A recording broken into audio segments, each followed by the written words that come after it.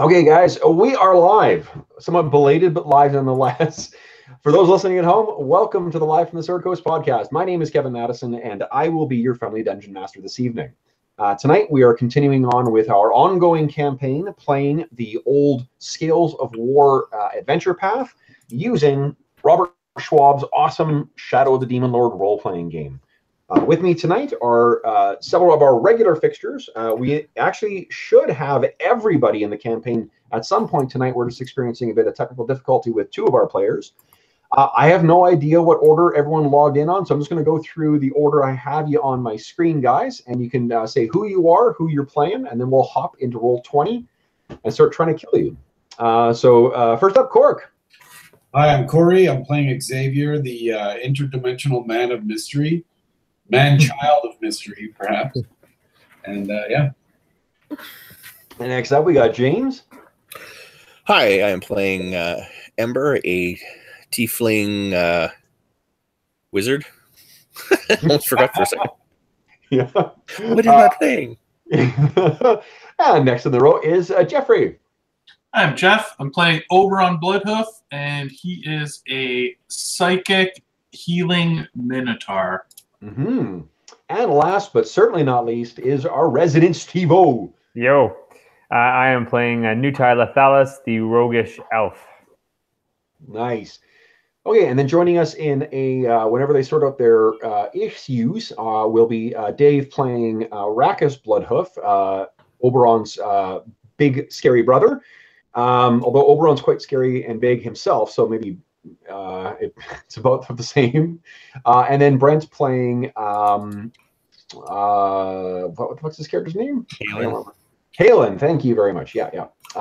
So what I'm gonna do, guys, is I'm gonna swap over to Roll20 and start sharing screens, and then mess around with my camera to get my camera working, because that's always a bit of a fuss. Present to everyone. Boom. There we go. And then we'll start playing. So, camera, right. Hold on. Nope, wrong screen. Right screen.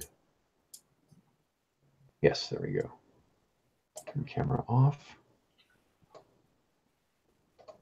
I'm going to reload my Shadows of the Scales of War Roll20 thing here and see how the cameras work.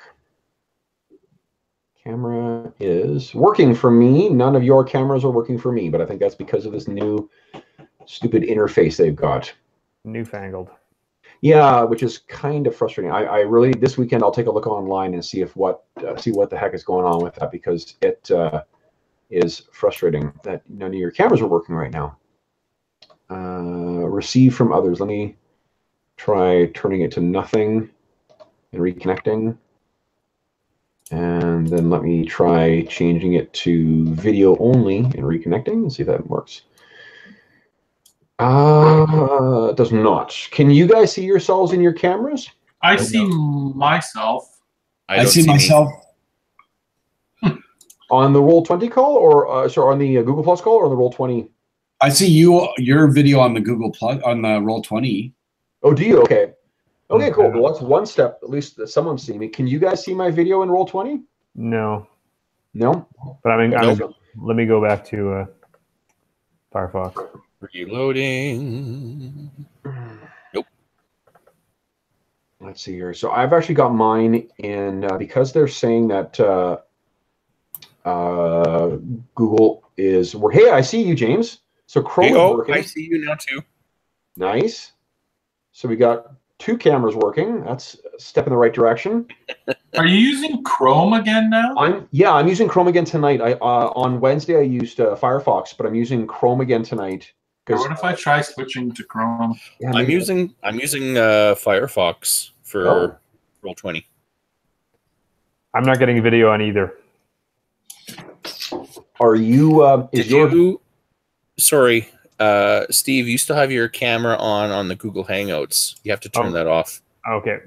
Yeah, and then refresh. Reload. Yeah. That's great. This is the first time we've got it working with the new interface. They've apparently this is saves on bandwidth, so it should have less choppiness. When did they make the change? About. Oh, there you go. There you There's go. Steve. Yeah, Steve's working now too. Cool. Corey's got to turn his camera off. Corey's in a Mac though, so the way we've got it working before Cork is we turn off our camera in the Google Plus call and then just hit refresh in Roll20.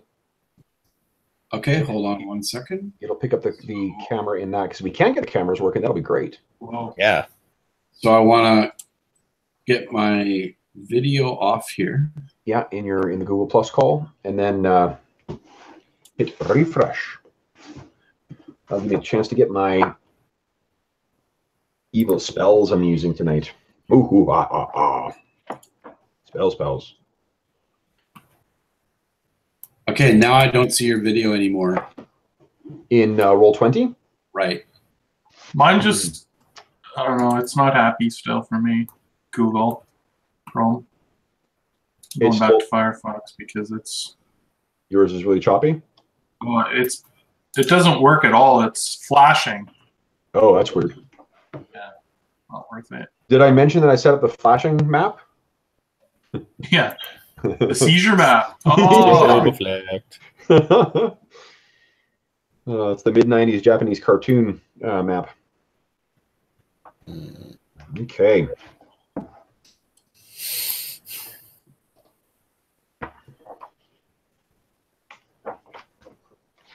All right.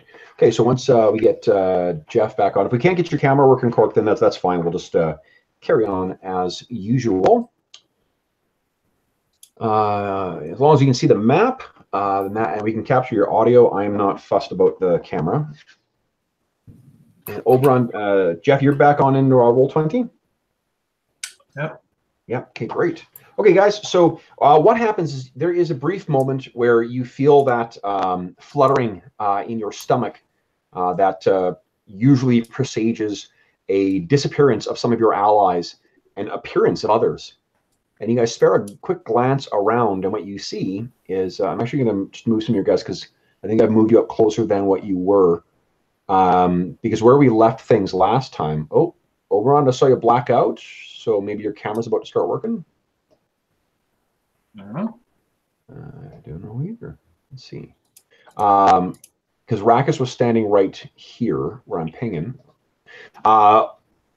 Rackus disappears so actually that's it. And then Ember, you sort of can feel that Xavier has reappeared, and you spin around and see him standing there. So guys, the boy is back. So what I'm going to ask you guys to do is to just tell me whether you're taking a fast turn or a slow turn. Just as a reminder, Cork, because it's been a couple weeks since we played this, and you've only played the one time with us.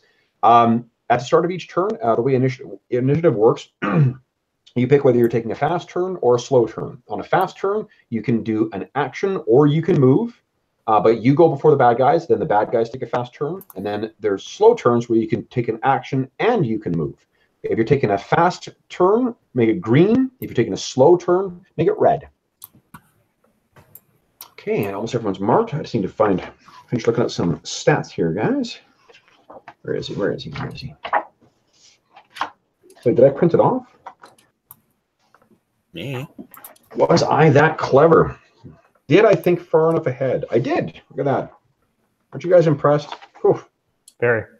The lengths I go to entertain you is staggering. Staggering, I tell you. Okay, so as I described, what you see. First off, Xavier, when you reappear, you're looking around and you sort of stumble for a moment because you're standing on a staircase that is heading up.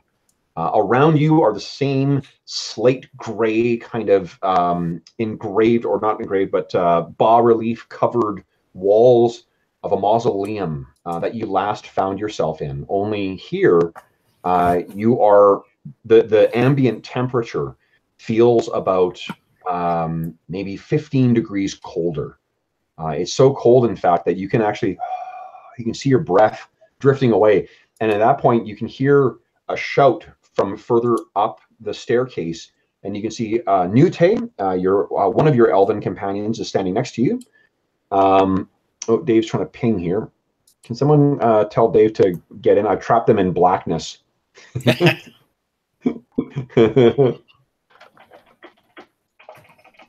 Tell them they're in. I can see Brent's video. I can't. Well, on the call, Brett joined the Google call. Oh, Brent and Dave, can you hear us now? Yeah, we can hear you. Okay, Oh, I lost you. We're getting a lot of feedback from you guys. Oh, okay. Yeah, you're picking up our. No, it needs to go in front and below. Yeah. I lost Jeff. Or was it? No, it's this goes. Or do we never have Jeff? No, I mean, my camera doesn't work in Firefox for some reason. How do we get out of this fucking there's Brent. deep shithole? There you go. You guys were in timeout because you didn't have your camera working. So once you guys, I'm not hearing feedback now. Can you guys hear me fine? Yeah. Excellent. Okay, so guys, what I need you guys to do, there was a brief moment where Rackus flickered out of existence and then back in again. I need you guys to mark yourselves for fast or slow turns. If you are feeling discombobulated, that is you role-playing your character appropriately. So just mark yourself fast or slow, and then we're going to get into the action. So it looks like we just need Brent to mark you. Amber, you are you're the only one. Looks like you're the only one with a fast turn. So what would you like to do? It's because it's too expanded. Go to the. Where is it? Yeah. Go down. Down. I'm going to try. Okay. Yeah, you're too magnified. Guys, if you're talking too loud. Yep. I'm doing empowered magic. Awesome. Mark your mana. And that is good. Okay. So then fast turns. As I described, Rackus and Oberon, you guys are really the only ones who can see this right now. That undead-looking robed figure that stands before you has been sort of gesturing around, and sort of necrotic, dark energies have been swirling around him. And then he casts his hand down, and he this sort of inky, almost like a squirt of particulate matter sort of shoots out of the end of his hand. It hits the floor right where Rackus, Oberon, Ember, Kitty, and actually, hold on, what's the size of this thing? 1 sec. I'm not sure if Nute is hit as well. Steve is actually taking a move action right now. Yes, moving out of the way. Yep. Your radius, which means 50. Yeah. Okay, guys. So what happens? Let me just make the marking here because things are about to get necrotic. Oh no, wrong color. Wrong color. What do I want here? I want that filled with. I'll make it gray so it's not just blacking shit out. So boop boop boop boop boop boop boop, and then I need to. Yeah, it's built like that. I'll move it to the back. To back. So what I need is this where that thing hits the ground. There's this like wave of black necrotic smoke that billows out and swirls around your legs, and it is like if you had plunged your legs into icy water. What I need is let's see here. I need each of you guys to make a strength challenge roll, please.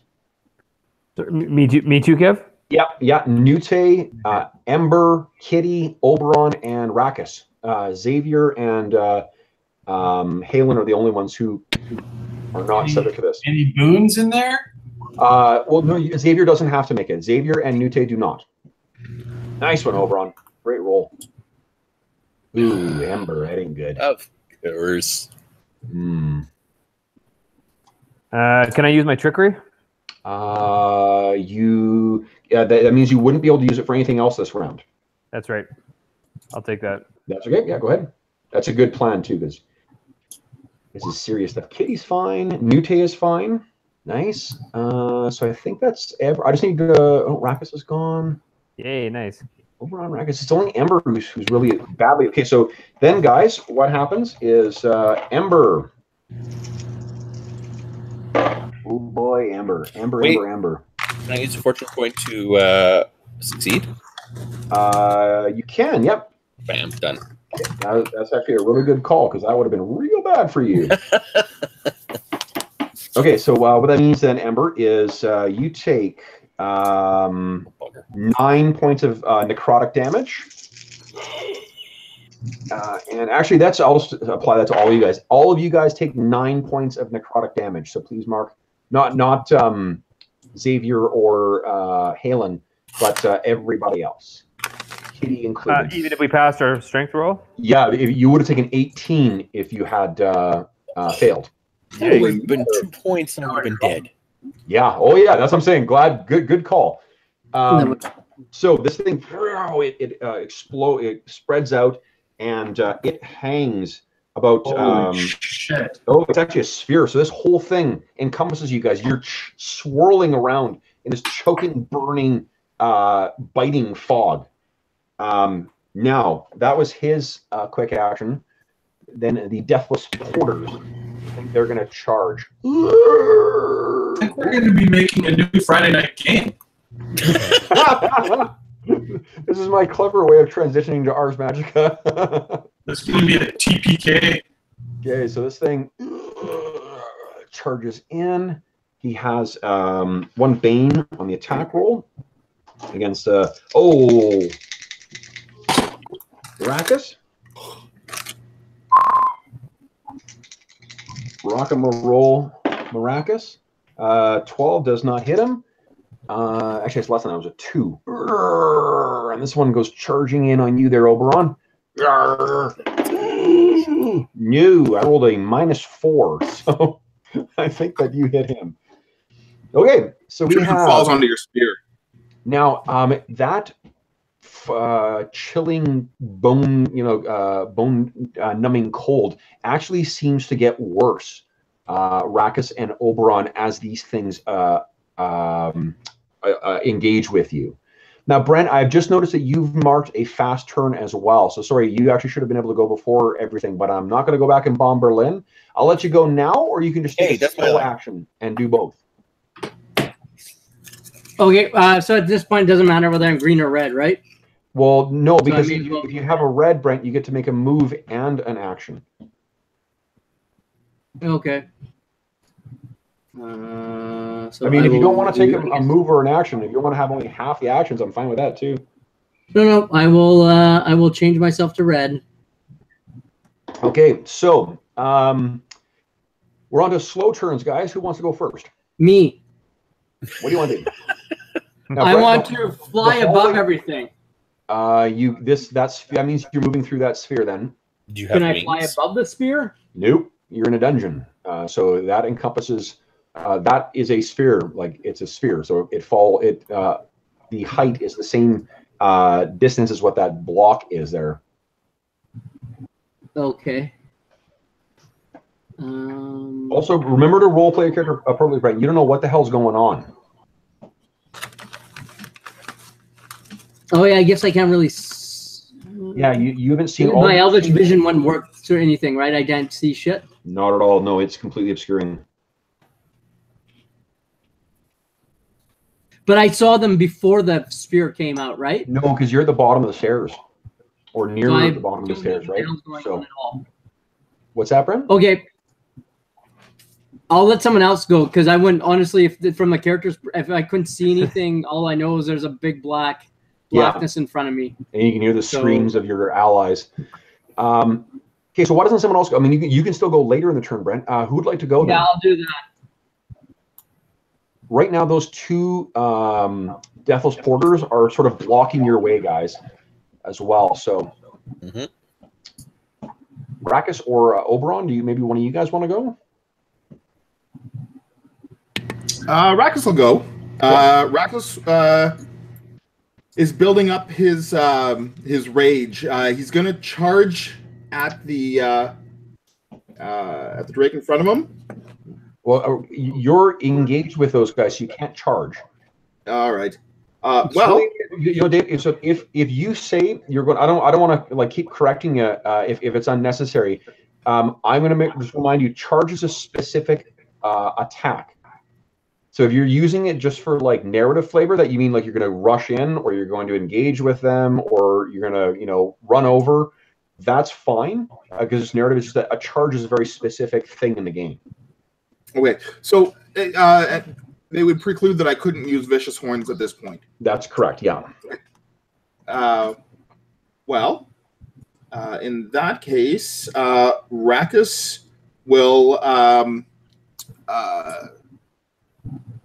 look deep within him and find his rage and go between. Oh yeah, because you did just take damage. That's right.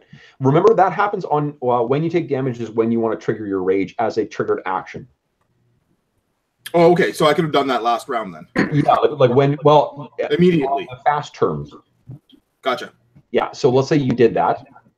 So you're now raging. What are you gonna do? Well, Rakus really has no other option but to attack. Okay.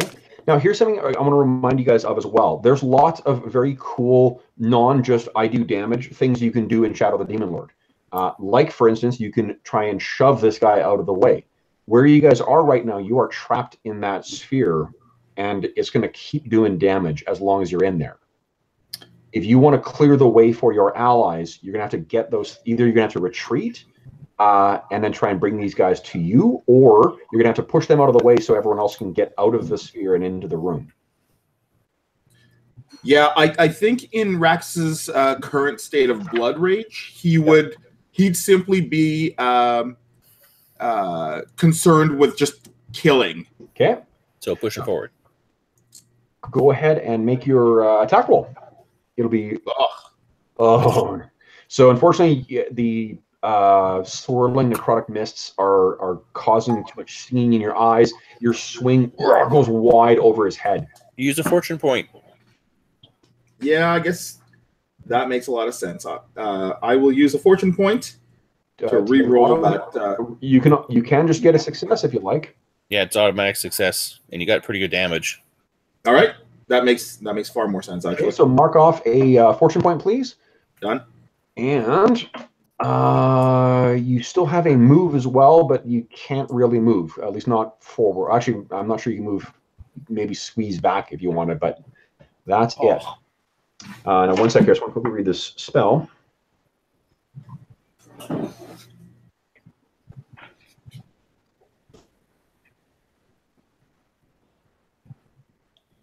Okay. All right. Now, it is I think Oberon's turn next. Ooh, you got plus 10 health. Nice. Can I... What's the radius of this evil shit that I can see? It's what you can see in the screen there. It's about... like where it's gray? Yeah. The gray square is about the area that it's covering. Okay. Sorry, I made it gray to try and make it thematic, but it's probably a little hard to see. So maybe I should have done something in green or yellow. All right, I'm going to cast Vitality Burst. Okay.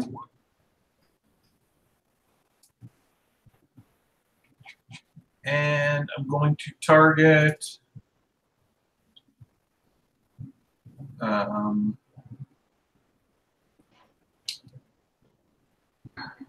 Nute, Ember, and Kitty. Okay. So Nute, Ember, and Kitty, you heal an amount equal to your healing rate. Thank you. Thank you, sir. Thank you very much. Anything else you want to do there? Yes, I am going to move out of this gray shit. You can't move forward. Where are you planning on moving? Like down the stairs this way. Okay. And Kitty also moves down the stairs. Okay. Okay. Yeah, I mean, it would be difficult terrain, but I think just because you got so many people crammed in that hallway there. But I think you could still do it because it's all the same zone. So I'm fine with that. Okay, who else taking a slow turn wants to go? Do I restore my castings? No, you still. It's your mana is still down by whatever you cast before. Okay. Although it doesn't look like your mana may be down at all. No, I think I got healed with a potion last time. Oh, right. That would explain it. Yeah. So Okay. right now, this gray blob is obscuring your vision. Healing is for 1/4 of your life points, right? That's right. Yeah, healing rate's actually listed on your character sheet too, on the main page. Oh, Kitty. Oh, for Kitty, yeah, same thing. Quarter. Who is that standing in front of me? That is Nute. All right. Does Nute wear a hat? Only for special occasions. Is this one of those occasions? What's that? Is this one of those occasions? No. You're not wearing a hat. Okay. I guess I'll pick up. Is there a pebble or a rock on the ground or something like that that I can pick up and cast persistent light on and then throw it into the darkness? There's a pebble, you said? A pebble, sure. What do you? Sorry, I missed your question. What was your question? I want to do persistent light on an object and throw it in the darkness. What object are you thinking? There's not. I don't foresee there being anything really sitting around on the stairs necessarily. But well, that's why I was wondering if Nute was wearing a hat. Oh, you wanted to grab his hat. He does have a lot of daggers on him. Yeah, sure. I'll touch one of those daggers. Okay. So you grab a dagger and then just mark your mana for whatever is used for that. And then next round you can throw it.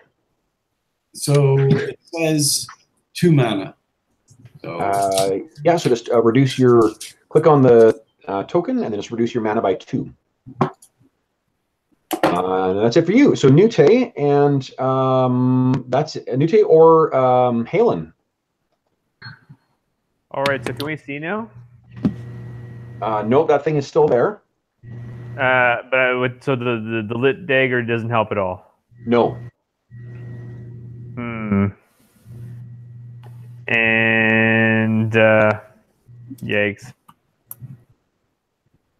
I mean, Halen. But you, as an elf, you get bonuses to resist that magic if you try to get through it. Although there's no resistance. Okay. Yeah, sorry. So the best thing to do is kind of probably try to get out of the muck, eh? Or what do you think? That's what I figured.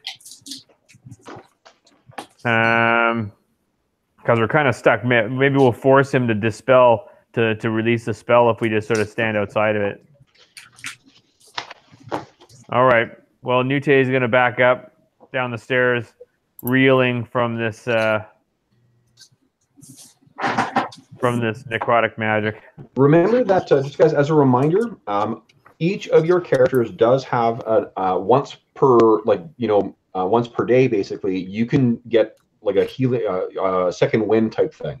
It's called something different depending on the novice path, but you do have something that will allow you to heal yourself. Plus, you guys do have however many healing potions left over as well, if you're concerned about taking too much damage. Okay, so that's it for, I guess, Nute. Halen, do you have anything you want to do? So, if I understand correctly, Halen can't see shit, or he materializes, can't see shit. All of a sudden, hears his friend scream and start pushing back to him on the stairwell, right? That's right, yeah.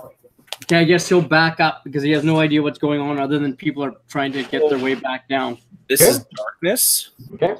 I can't see. No. Oh. Okay. So, Hey. Halen, Brent, I'll give you a fortune point for that. That's good role playing to take up, to not waste, but I mean, like to not take an action but do something appropriate for role playing. So, you get an action point or a fortune point. Okay, so that is I think the end of the turn, guys. Rackus, I need another strength challenge from you, please. Okie dokie. You're such a compliant berserker. Nice. Awesome. Okay. So the bone-chilling cold coming from these two corpses, the deathless porters, it does not affect you. You can feel it cold, but you think that the cold was worse on that mountain that you passed when you guys crossed over the Wormsmoke Mountains. Okay, so end of the turn, guys. Would you guys kindly mark if you're taking a fast turn or a slow turn, please? And we'll go again. All right. From where I am, can I see anything now? From where you're at the bottom of the stairs, so you can't see anything up there. What you can see is that black mist has dissipated, but that's it. Right. So, guys, are you all marked? I'm not. I was still deciding what I was going to do, if I need to use a fast or slow action to do it. Yeah. Can I cast a spell into that room, or am I going to be blind? Right now that has passed, so you can see what what's there. Okay, then I am doing a fast turn. Well, I guess Davey, you have to take a fast turn. Okay, so I'm assuming everyone's marked. All right, so top of the round is fast turns, either Rakkus or Oberon. Go ahead, brother. All right. Rakkus will attack again, although this time it will be a driving attack. Nice. Very nice. Okay, so you take a Bane on the attack roll. Mm-hmm. And give it a roll. Oh, God. Oh, no. So you just are swinging around wildly at this thing, but again, it sort of gets its ropey, desiccated arm up and blocks the strength of your attack. You could, again, if you want to spend a fortune point, you could get an auto success on that, but I'm not sure how many fortune points you got left. Honestly, the damage isn't high enough that it would be worth my while. Sure. Okay. So you, unfortunately not able to do that. Oberon, you're up next. Okay. I cast Bewitch. Ooh. Wiggle your nose. I'm a witch. On. Oh. On apparently on nobody. Oh, Spend a fortune point. Wow. Does a fortune point work on a spell as well? Yeah, of course. Yeah. If you got a fortune point to spend, you can spend it. Yep, I have 4 of them. Okay. So the target is moved. So it's effectively you can move it one zone. What are you targeting? You can't see the Deathlock White, but I think you can see the Deathless Porters. Yeah, that one that's on the right. Yeah, pulling them towards us. Okay. Oh. Whoa. Oh God, he's actually engaged with Xavier and Ember then. Well. Okay. Well. Okay, so now it's a slow turn, or now it's the fast turn for the bad guys. Guess who gets to go now? I'm gonna do a little bit of magic here. Well, actually, you can't, Cork, because you marked yourself as a slow turn, so the bad guys get to go on fast turns first. Can I spend a fortune point to take a fast turn? No, you cannot. All right. You just have to make sure you mark it, because you mark it at the start, and then, yeah. Okay, so we've got this guy is going to, let's see here, big scary lady or itty bitty boy? Ember, you are evens, and you are being attacked, Ember. Of course. Let's see here. I should also be an option, Kev. What's that? I should also be an optional. You're a little bit further away, just from where the token is. So, yeah, they swing, and fortunately, Ember, this thing kind of is off balance because of the pull, and it swings wild over you. But you can feel the cold draft go past you. It's as if someone was, bringing a giant chunk of ice near you. And as for the one that's engaged with you there, Rakkus, he is likewise going to try and batter you. Whoa, that's a good one, though. 22. Take it as a hit. You take a whopping 5 points of damage as this thing clatters down onto your shoulder. You really can't even feel it with just how drunk with rage you are at this point. Now, then we got ourselves a Deathlock White. What's he gonna do? I believe Gonna die. First thing he's going to do is he's going to shout out, "They're here!" And it echoes throughout the dungeon. And then it speaks in a tongue that has not been spoken aloud by the living for thousands of years. And he brings his hand out in a twisting kind of action towards Rackus. And Rackus, let's see here. I'm going to make an attack roll against you. Whoa, nat 20. That ain't good. Okay. Rackus, you can feel your rib cage is beginning to turn and wrench to the side in your chest. And you take 14 points of damage. Ouch. As your bones try and fly apart. But fortunately, your muscular form holds it together. Rackus, did you take that damage you took before, too? The 5? Yep. Okay, cool. Yep, no problem. You just have so many hit points, your bar is barely moving.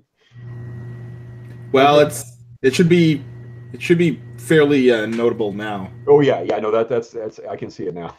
So, but remember that you still have 10 in excess of whatever your health bar is. Yep. Because you're berserker thing. So yeah, so this is some evil necrotic shit that he's trying to pull on you. Now, end of the bad guy's turn. So end of the fast turns, slow turns, guys. Who would like to go? I will go first. Okay. I'm spending a fortune point to do another spell casting. To do 2, you mean? Yes. So I'm going to do Blazing Columns. James, why am I out of mana all the time? I'm putting a Blazing Column here. Okay. Here. Blazing Column. Click on the spell because I want to see what. I think it's only 1 yard. So basically, it'll be it's 1 yard column, so it'll only fill 1 square. I know. But it's anything next. No, anything in it. All right. Well, then I'll put one here. And I'll put one here. Okay. I'll just. I'm also going to put one here. One. Okay. Right there, James. And, yeah. Okay. And here. Okay. All right. So each of those guys is a vibrant, almost yellow pillar of flame that stands 3 feet tall. Sweet. So these things go up.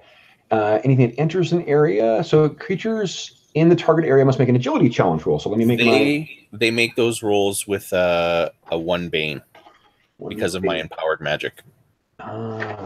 Yes, let's take a look at your empowered magic. Challenge rolls made to resist the spell's effects are made with 1 bane. There we go. Yeah. Okay. So with 1 bane, let's see here. So we got the first dude. Who's that? Okay. He fails. So go ahead and roll. Click on your fate. Oh, there we go. We got damage rolled already. 6. Nice. Max. That first one, James. Yep. He had just hit Rackus, and then the thing goes up, and he just goes up, burning like a human torch. Let me just mark him as dead. Boom. Oh, dead. Yeah, oh yeah. He was the one that Rackus hit initially with a pretty fucking solid hit. So he was kind of hacked apart a bit. Against the other guy, the Deathlock White, fails as well, too. 6 points of damage to him.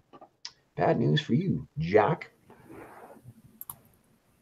All right. Now, Ember, you had a second spell you wanted to cast. Yeah. I'm going to move. Did you mark your mana as well? I did. Okay. I'm actually going to use, where is it? Ruin. You're moving yourself too? I'm moving. Okay.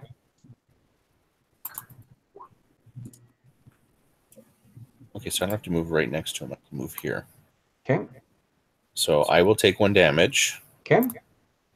So you take 1 points of damage. Why did you take a damage, James? That's the nature destruction of spells work. Yeah. Okay. So what does it look like when you cast your root? Is it just like there's a a wound that splits open on you, or is it like a flaming brand, or what? It's just bubbly green energy. Okay. Not lightning like, but just almost like a green mist. It's like a cartoon from the 80s.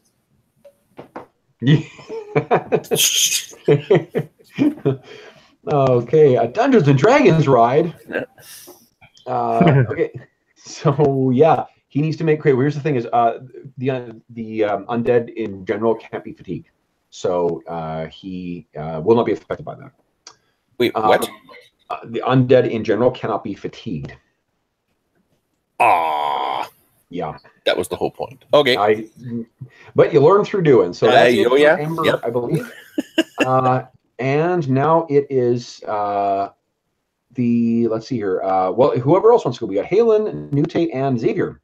I'd like to go. I'm going to hit the Death Eater in front of me with a staff. Okay. Click on your staff. Go ahead. Any boons or banes? No banes, no boons.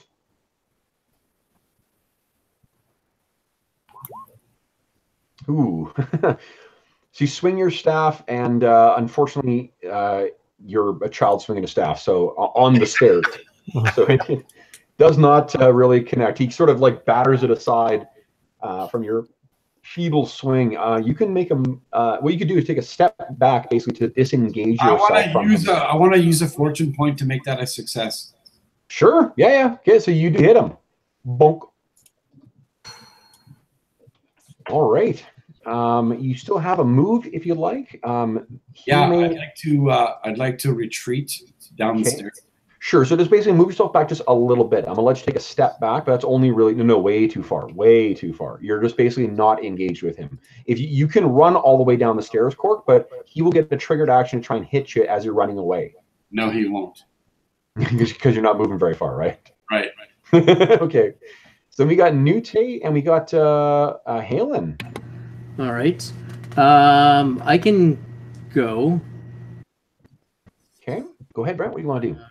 So now you can see this giant, not giant, but this like, it looks exactly like it does in the portrait too. This desiccated, barely holding together, looking dried, but maybe, frostbitten corpse at the top. What are you going to do?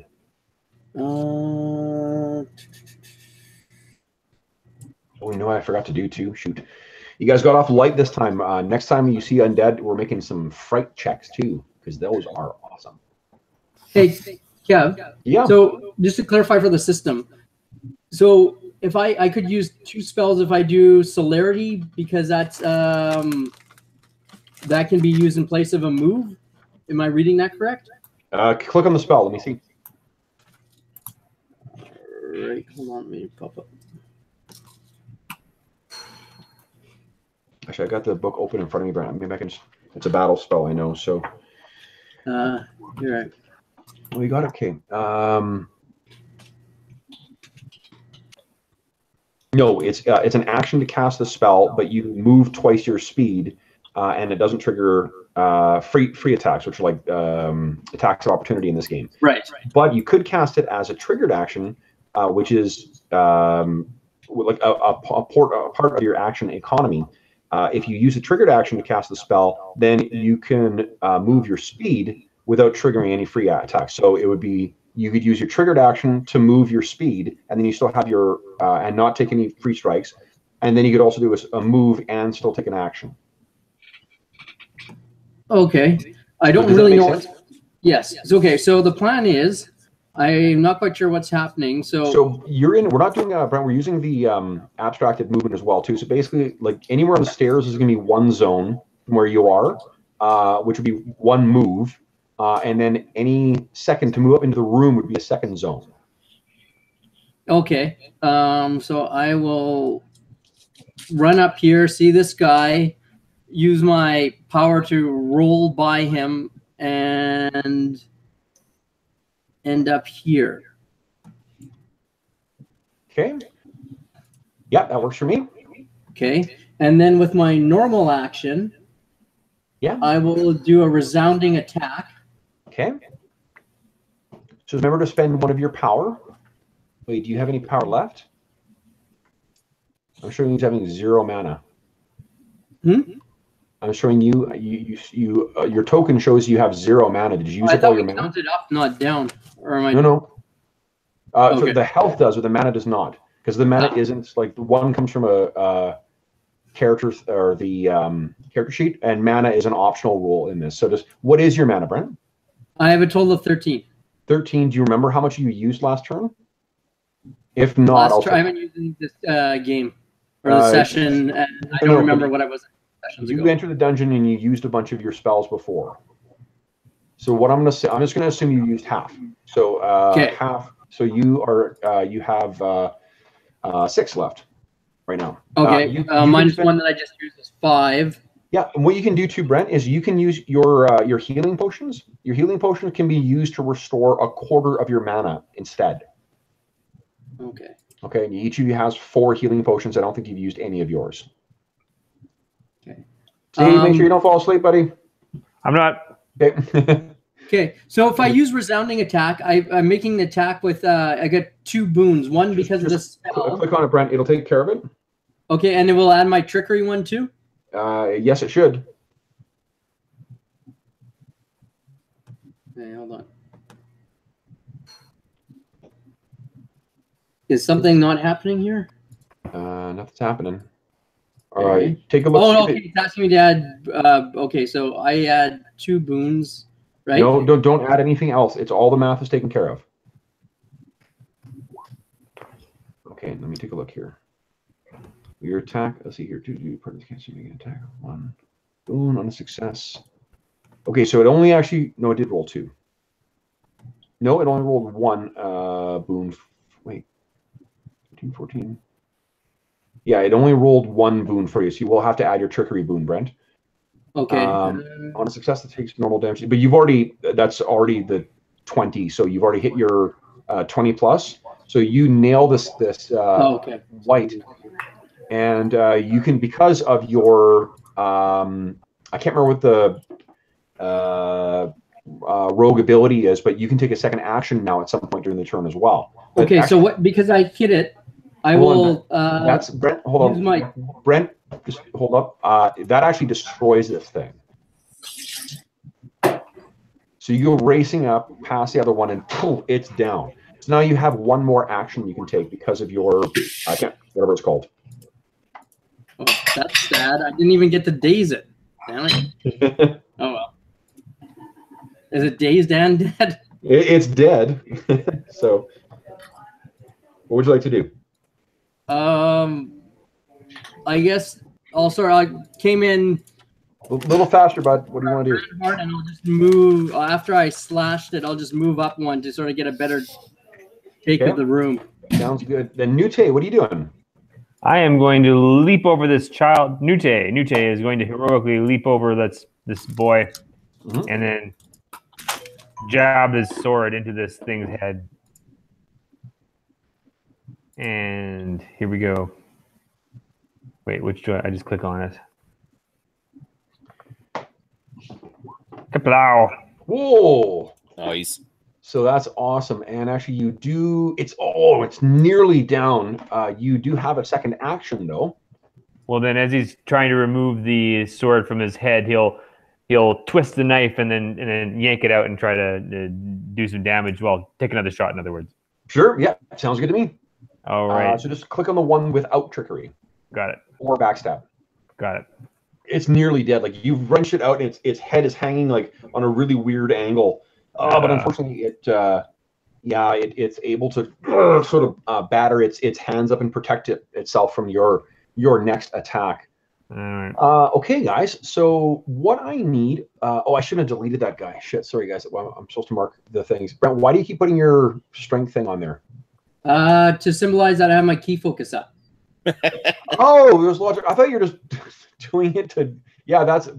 I apologize. I keep taking that off. Okay, so what I need from Nute is a strength challenge, please, because you're close to this frigid thing. All right. And then, guys, we're at the top of the round again, so please mark yourselves for fast or slow turns. This is top of the round, so okay. I just need a strength challenge from you first, though. Is that from the last turn, or is that from the new turn? Like, can I use my trickery? End of the turn. You cannot use your trickery. No. Well, actually, you know what, Steve? No, you can't. No, because you did roll yours. Brent didn't roll his. Okay. Oh, but if you ask Oberon nicely, Oberon did not use his Ardent Surge. And what does that do? Jeff, you want to tell him what your Ardent Surge does? Yeah, it gives you a boon on your attack. Oh, hey. Can you use that once per round? Yeah. May I borrow that? What are you doing right now? I'm resisting something apparently. I need to do a strength challenge. Oh, sure. Thanks. All right. I'll click on it. Oh, it's an ability. Kaplow, 18. Ooh, nice. Okay, so you're even though it's frigid next to this thing, you are not affected. Nice. Okay, guys. So you. top of the round. Looks like everyone's marked. Cork, did you want to take a fast or a slow turn? Slow. So okay, yeah. So I just want to make sure you got them marked appropriately. Okay, guys. Then fast turns. We got Nute, Oberon, or Ember. Who wants to go? I'll go first. I'm just doing spell recovery. Boom. Have you used that yet, though? I thought you did. No. You haven't used it today? Oh, Nope. You're right. No, only Dave did. Rakus did. Oh, wait a minute. Do I want to do that? Rakus, you're enraged. You have to take a fast turn, remember? Oh, right. Healing rate is 5. I lost 5, so I'm at max, and I got 14. Awesome. And now, Rakus, you do have the space to charge if you want to. Rakus does want to. He does want to. I figured he might want to. Okay. So we got Rakus, Oberon, or Nute. Nute will finish this thing off. He's going to dust it. I think Rakus actually might be trying. Okay. Dave, you do need to move your guy, though.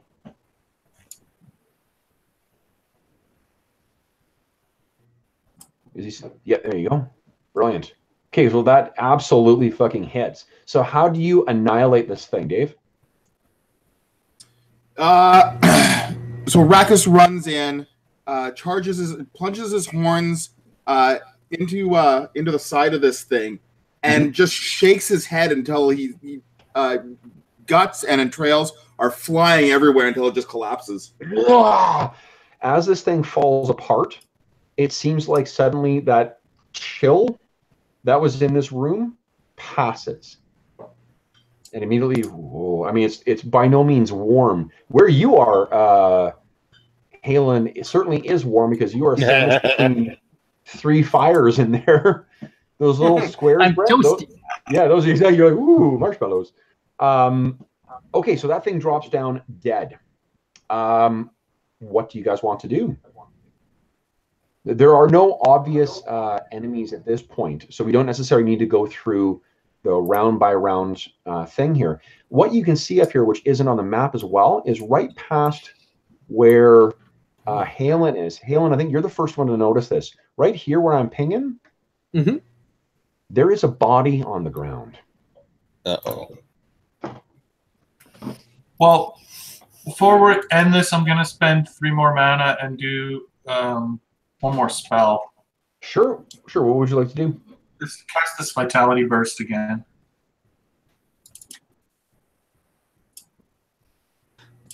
Hey, Kev, just to clarify that if so, I can use my healing potion And that'll restore mana up to my healing rate. No, it'll set mana equal to a quarter of your mana. You can I'll use it on Rackus. Just one sec, Jeff. Brent, you can either use it to recover health equal to your healing rate, which is a quarter of your health, or you can use it to recover a quarter of your mana. Okay, I getcha. That makes sense? Yeah. Yeah. Okay, so sorry, Jeff, I interrupted you. What I typed it into that chat. Oh, did you? Okay, great. I don't know if you guys saw that. Thanks, Jeff.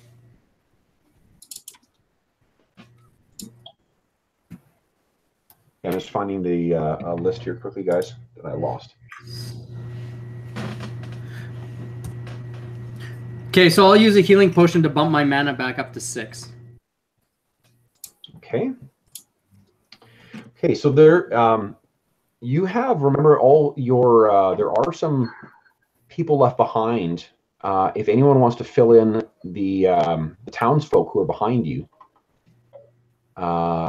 what all I'm going to do is just to get you guys. First off, I want to get rid of these fire things here because, oops, come on, you.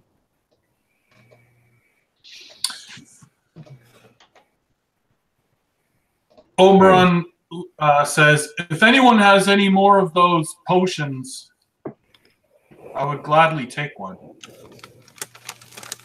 You're pretty helpful to me. I have a potion. Well, and don't like.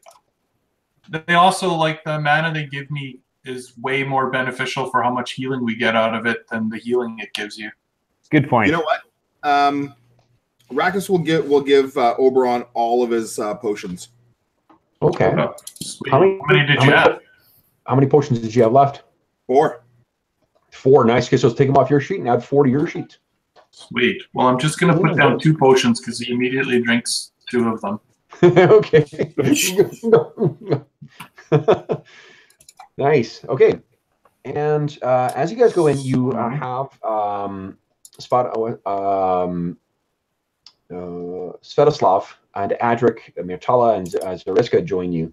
And as they go in, Svetoslav sort of gasps. And what you see, guys, is the corpse that you were near there, Brent. It is an adult human's body that has been stripped down to basically its loincloth. And across the body, there are these bizarre kind of, they look like, they're not brands because it's not that something has been applied. You know when you like overcook a hot dog and it kind of like really splits apart because the innards are spewing through the skin? Yeah. It looks like that, but there are markings all over the body. So there's clear occult symbols. In fact, Brent, I think I'll let you. No, I don't think. What are your professions again, Brent? Cultist, exile, and hunter. Yeah, I don't think any of those will necessarily fit. Ember, you can give me an intellect check or intellect challenge with 1 boon.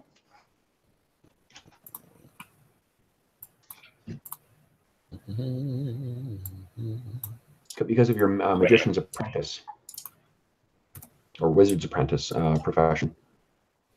Brent, you can give me Brent, if you want, give me an intellect challenge with 1 bane. Okay. The cultist thing went to play? No, like what the cultist thing is applying to like extraplanar and psychic phenomenon. Okay, I get what you're saying. Yeah, just because I'm trying to think of. I don't think that what this is something you would have been exposed to in your training and whatnot. As opposed to say like the planar portal, right? Like you were able to recognize what the architecture in there was because it's something that is what was part of the teachings that you were exposed to. Ember, you can see that basically what these markings are is part of some kind of necromantic working. And from the looks of things, an unsuccessful one. In fact, when you look at this things because you rolled over 20, when you look at the fallen body and you look over at the fallen corpse of the Deathlock White, you can see that there are similar markings on the Deathlock White, but they are like tattoos on the white's desiccated body, whereas this has split forth from within, as if the runes were ineffective at maintaining whatever energies were being cast in there. Let me see here. Why don't all of you guys give me a perception challenge with 1 bane, please? I badly failed the intellect. I think he looks like a hot dog. Yeah, you're just thinking like, what is? You don't know what you like. You can't even. I think with a 3, you can't even recognize the patterns that are in there.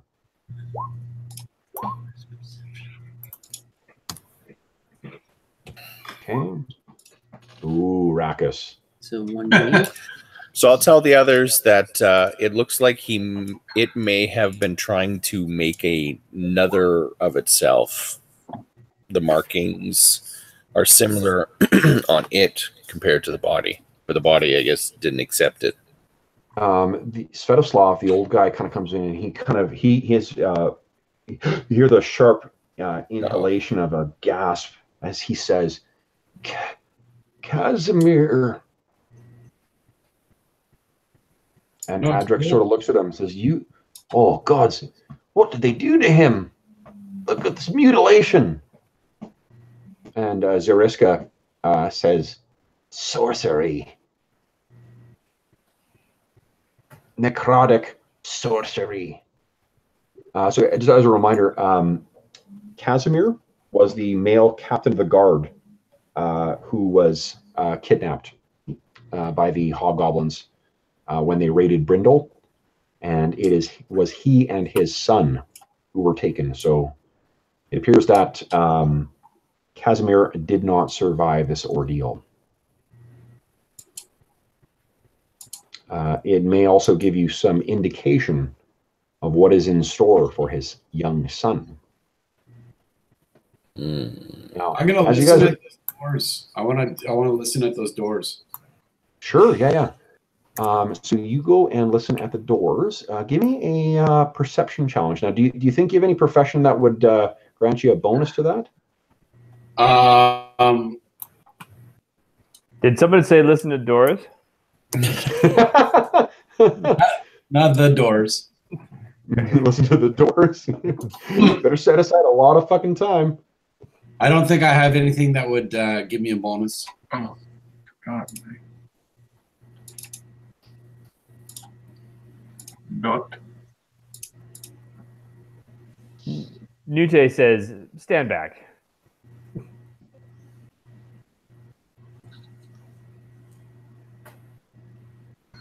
Steve, did you heal at the end of that battle? No.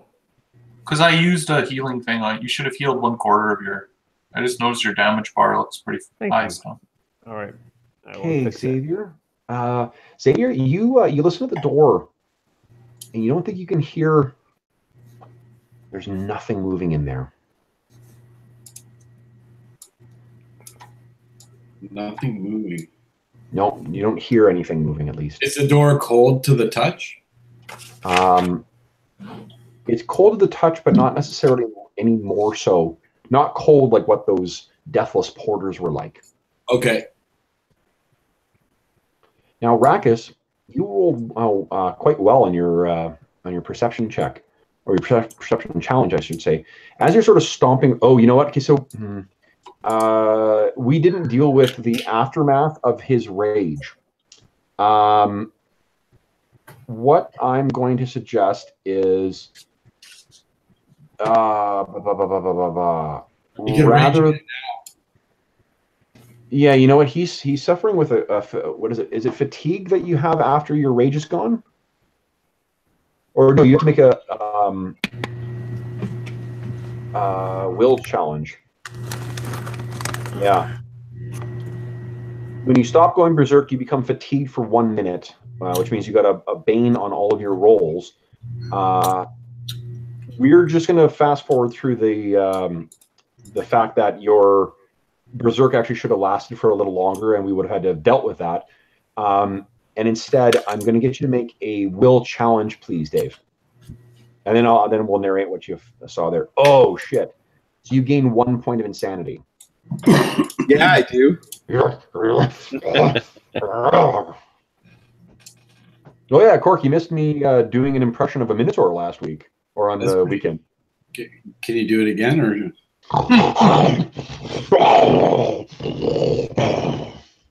Very good. Hey. I give you 1 fortune point for that. Nice. I accept that fortune point and will be using it in good care. So anyway, Rakas, you're sort of a little winded at the end of this and feeling a little, off as a result of the insanity, and you're sort of pacing. Is Rakas a pacer? Am I right in thinking that? Well, more a stomper, but I mean, it's pacing with flair. With flair, he's got a bunch of bangles and stuff hanging off the back of his. Yeah, I mean, he's really more of a stomper, but I mean, to him it's pacing, but to others it probably looks a little more intense. Okay, so you're stomping back and forth, and as you're stomping right around over here, there are those stairs that are going down. You can hear.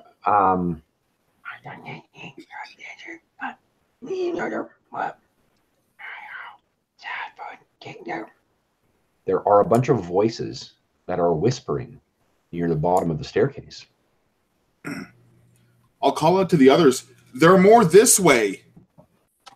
Okay. Interesting. So there's a stairwell leading down, and there is a doorway at the top. Now, I think, guys, actually, let me see if I remembered. I believe I updated the, where is it here? Rivenroar revealed map, guys. So there we go. To give you an idea of where you are right now, you can click on that to make it larger. You guys are right at the top here. That room at the kind of it's just to the right of number 6. Yep. So that is how much of the crypts you've revealed thus far, and there are now stairs heading down. Now, I don't think. Hold on. You know what? I'm gonna do my favorite thing, or one of my favorite things, and see what Dave can see here. Oh yeah, you can see those stairs. Absolutely, those stairs head down. And you think, Dave, that there are some lights flickering. The stairwell itself is not lit, but at the bottom, there are lights flickering. So what do you want to do, guys? Rakas will try to sneak down the stairs. It's a rare moment for Rakas in sneaking as opposed to charging. Sure. But he'll try to peer around the corner when he gets to the bottom. Okay. Doesn't appear to be a corner at the bottom. Like it goes down and then opens up, it seems, into some room or something. So you can try and sneak down there if you like, though, if you want to try and be as sneaky as you can. Sure. Okay. So you give me a stealth check, will you? Or stealth? Yeah, just a stealth check. I want to see what. Is that agility or? Stealth. So it'll be an agility challenge, and then if you've got a profession, that would apply. Did somebody say stealth? I like the idea of Nick showing up, constantly saying that out loud. He say pick locks. He is a tracker, so I suspect that he'd have to be fairly stealthy when tracking, so that he wouldn't scare his prey. No, that might apply outside, but I don't think that's quite good enough because you're not a hunter; it's a tracker. Yeah, I see you as a twig stomper. Yeah, I don't know if there's anything really that would give you a boon on that. But your agility is still pretty good though. So let's see how your agility does. Give me an agility challenge. No boons, no banes. Ooh. Okay, so he falls down the stairs. If I know what he nope. He. But it probably sounds like you're just stomping around still. Well, and you can't metagame to the point where you wait to see what his result is and then try and change. No, I'm just saying that from my point of view, it probably looks to me like he's stomping around and not trying to be stealthy. Then again, like that would be something to say before he makes the roll. So no, I'm just saying I wouldn't. Unless someone, I'm not saying I'm trying to be stealthy. I'm just saying that I can't even tell he's trying to be stealthy. Oh, okay. You got it. Okay. Sorry, I missed the joke. Okay, so what happens then? Give me a sec here, guys. I need to see what awaits you. Well, I know what awaits you down there. I just don't know how many I get to make attack rolls for. Stomping. You went up the stairs. None of them. Because we just sweep in and kill them all. They don't get attack rolls. Tick, tick, tick, tick, tick. Holy shit balls, guys. Whoa. I mean, no, things are fine. All right, so here we go. We got... Yeah, this is what I get for trying to be sneaky. This is Yes. never again. Never again. Dave, this is actually the second time you've learned this lesson. Because remember last session you tried to be sneaky, and there's unfortunately the same result. As soon as you get into view, So has the lesson really been learned? flurry of goblin arrows that come flying out towards you, and you take that is 8 points of damage between the two that connect. Fortunately, your shield blocks a couple of them. But you're kind of like, go. Do you retreat or do you try and charge in? Charge in. Love to hear that. Okay, so what do we do, How guys? many points of damage you take, Kev? I said 8 in total. So let me just mark your damage on your guy, and then I'm just going to move you guys into one area here so I can cut and paste the tokens. Do you have your damage marked, Dave? Yep. Okay, cool. So let me get my Deathless Porter out of the way. Do we see any of these arrows flying up the staircase? From where you... no, I think they hit the staircase, actually. He would have... Oh, damn it. Trying to use... Oh, where's Kitty? Come on, Kitty. There we go. Nope, fuck, wrong thing. Come on. No, Dave, please stop moving you. I'm trying to... I can't cut and paste you guys if you keep moving your characters. Leave them there. Nobody move. Fucking James. Next character who moves her fucking character takes damage. Bunch of smart hats. Cut and paste cuts them.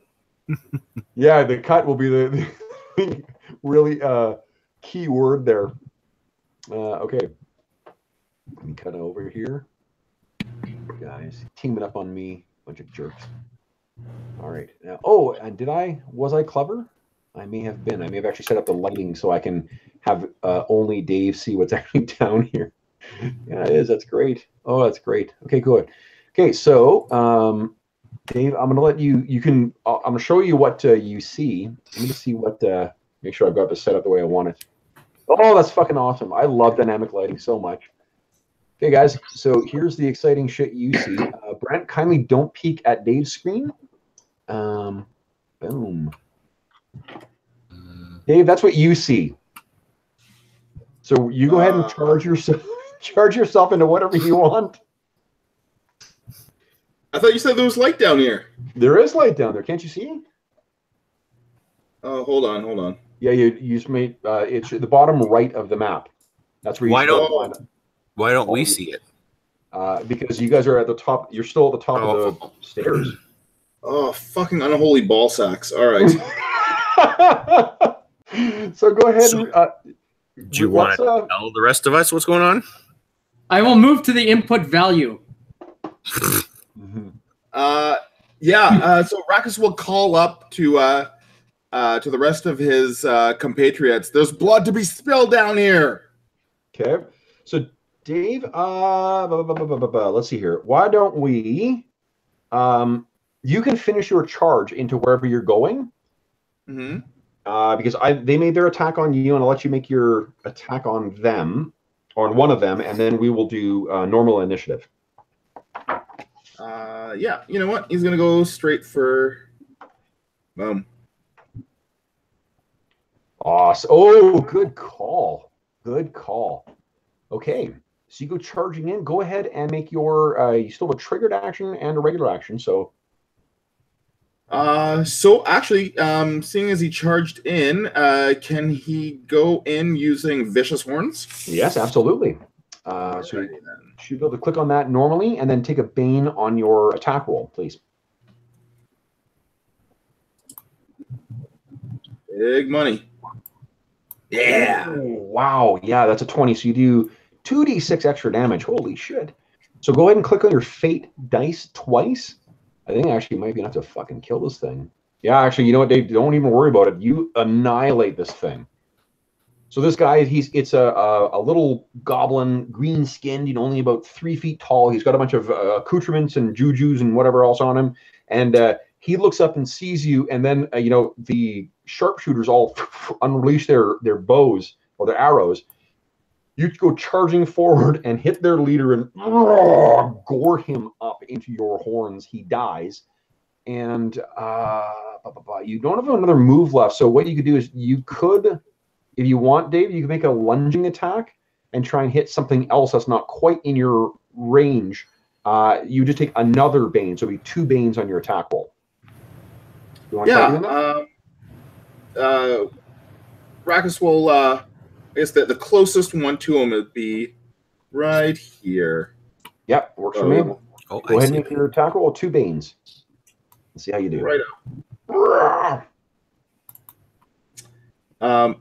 Before Rackus makes his second attack, he'll trail his sword at all of them and say, "Death comes for you all now." Yep. That sounds made up. But it just did. It just came for them. Okay, you did come for them. Oh, fuck me. No, so that is not good enough. You swing wide. Death comes for you all. Just not for me. Eventually. Yeah. Hey guys, so now top of the round, mark yourselves for fast or slow turns. It will take you, it is 2 zones to get down the stair, 1 zone to get on the stairs, and then 1 zone to get into the room. So you will need at least 2 moves to get into the room down there, guys. I can't see myself. Well, isn't it obvious what we're all doing then? Or You're in the bottom right. Steve, anyone is not look moving around into the the room. Okay, everyone marked their character? No, we got, everyone except for Steve. Did you find your character? No, I see all I see is black. Bottom right of the screen. Can you see him now? Oh, you don't. Hold on, let's make sure you've got light. Or no, if you saw him on the last map, you should be able to see on this one. Let's make sure you got sight. Yeah, you got sight. So you just have to look around on the screen a little bit. Brent, you don't have your character marked for a fast turn or a slow turn.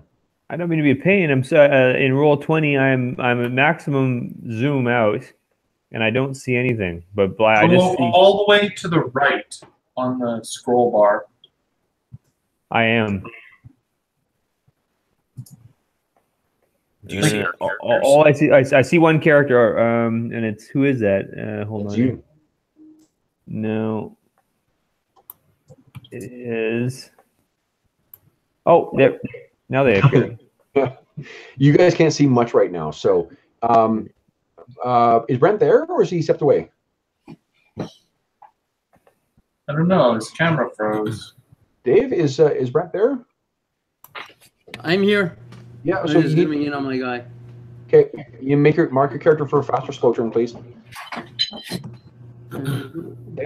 Okay, so guys, so Brent, remember, if you're taking a fast turn, it's going to take you till next round to be able to get down there. Oh, because I need to double move. Yeah, it's 1 move to get into the down the stairs, then 1 to move into the actual room itself. Okay. With the abstract movement, my fast movement as a monk doesn't really make a difference, eh? Does not, no. Okay. What it means is that if you're having a contested speed, like you're chasing someone, you get a bonus to your dice roll the same way you would from any other attribute. Okay. Okay. All right, guys. So it's slow turns first, or fast turns first, and not surprisingly, we got some fast turns happening from in the room. So we got a bunch of archers. How fast can they be? Who are gonna offload onto our big minotaur. 3 hits. That is only 8 points of damage, though. So 3 more arrows. You're trying to get your shield around there, Rackus, and they're just seeming to, like, 1 hits you in the calf, 1 hits you in the lower back, 1 hits you in the shoulder. These things seem to be coming from anywhere, from everywhere, like stinging insects. that is it for the fast turns for the bad guys. So now to slow turns, guys. Who wants to take a slow turn first? I'll enter the room. Okay, so if you do 2 runs, you ready to see what's in there, Cork? Yeah. Bop, bop, bop, boom. What the fuck? He also spends a turn talking. Okay. So, who would like to go next? I can go next. He took 8 points of damage. Who did? Rakus did. David just asked me how much damage he took. If I use celerity, Should I make it down and attack? Yes, you could. Yeah, absolutely. Okay, I will use celerity. Okay, so Brent, you ready to see what's down there? Sure. Here we go. Bump, bump, bump, bump. Yay! Stop moving yourself, guys. I will move you when I'm moving you in the room. Oh, okay. Okay, can you see? Yeah. So we don't get a choice of where in the room we want to end up? No, you'll place yourself. It's abstracted movement, so you can place yourself to get in there. Yeah. Just I put Cork right at the cusp of the entrance. So you come racing down as well, Nute, and where do you want to place yourself? You can choose to engage with any of those targets you see there. Let's see here. I can. I'm sorry, not Nute. I'm sorry, Halen. The elves all look alike. Yeah. Did you want to try and attack that? I would. Okay, go ahead and make your attack. Okay.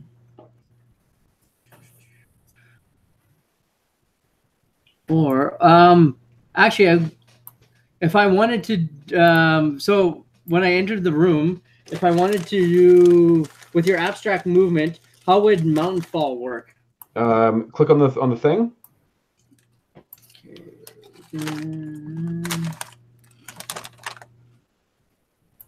And a little faster too, Brent, please. Okay. It attacks everything within 4 yards. So twice your speed would be 4 yards would be just, you can judge 4 yards is 12 feet. So it would be about 2 squares, maybe a little bit more. So you could land like in the center of some of these hobgoblins.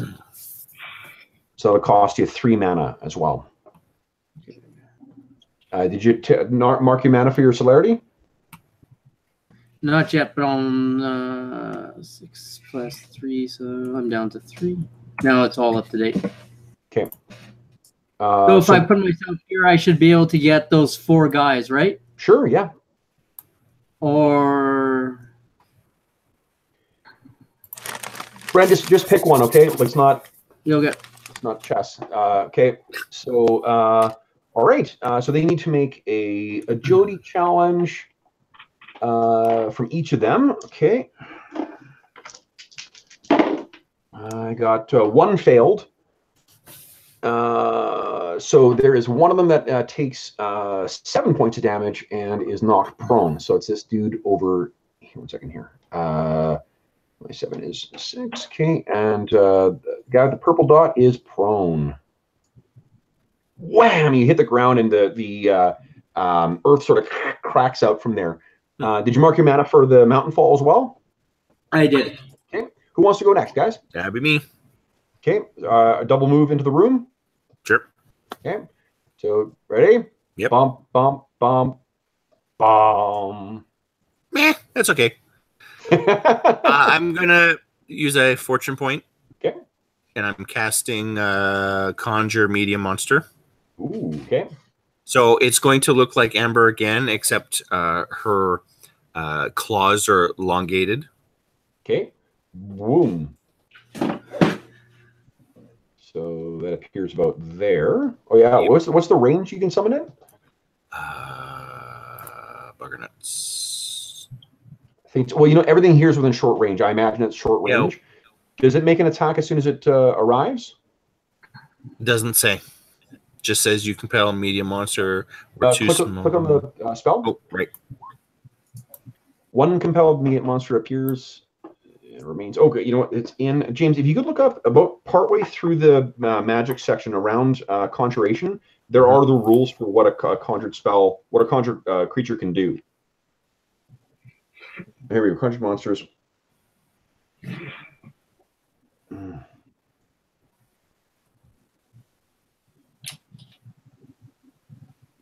Yeah, I think you can.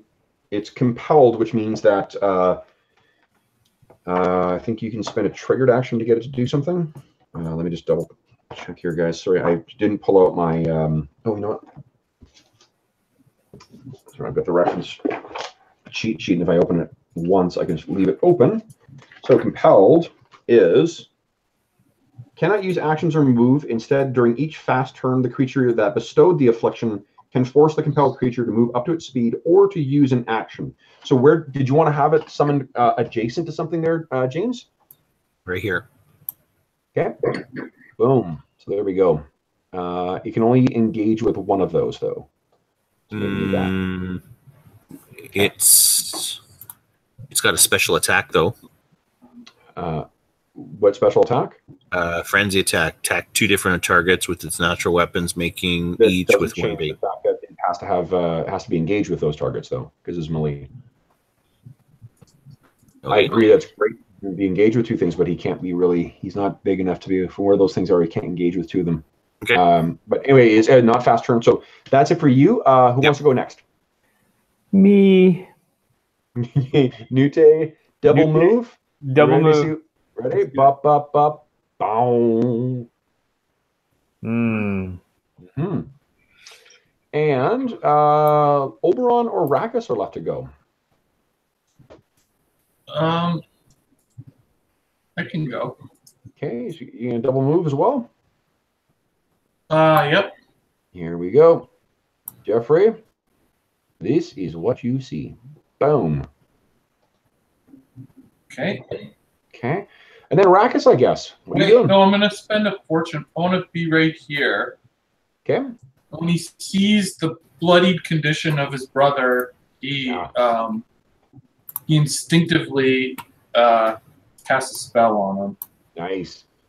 Okay. And uses light healing.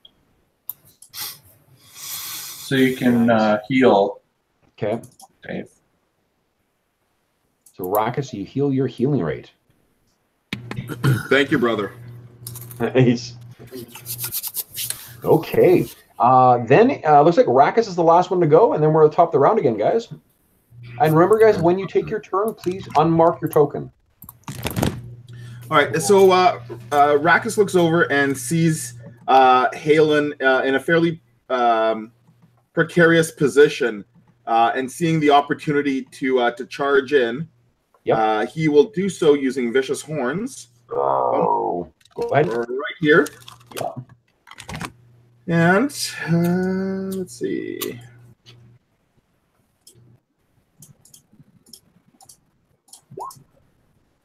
A 15. Is a 15 good enough on the Hobby Gobby? It is. And you know what? You caught him on his own, so he doesn't get that phalanx bonus. That's pretty awesome. So you go racing in, hammer this guy, and it is a brutal. You think you collapsed at least 3 of his ribs. Urgh! Blood spurts out of his mouth. He's not quite dead, but he's very close to it. Let's see if your follow-up strike can finish that. So regular attack with 1 Bane, please. All right.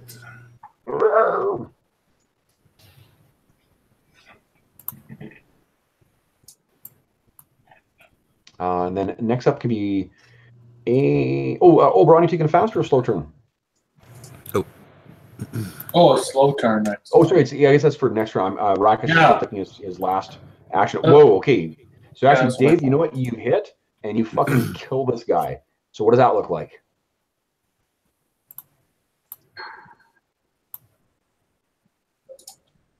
Rakus grabs his axe and cleaves just a gaping chunk out of his side, watching his entrails just spill to the floor around him. Nice.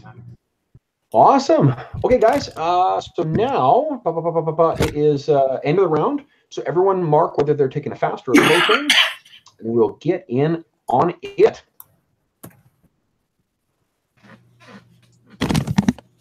So slow turns for Nute and Xavier and Ember. And now wait a second. Is that goblin right next to me?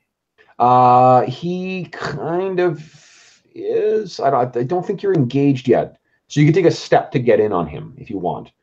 And for yours, James, I think what you could do is take a step between your attacks, but it would mean disengaging from one and engaging with another one. Or you could take a bane on one of your attacks and your duplicates and attack the one that's, you know, a little bit away. So taking a step, that's requires movement, right? No, it's a triggered action. Just means that you can't use a triggered action then. Oh. But your trickery doesn't require triggered. Oh. Yeah.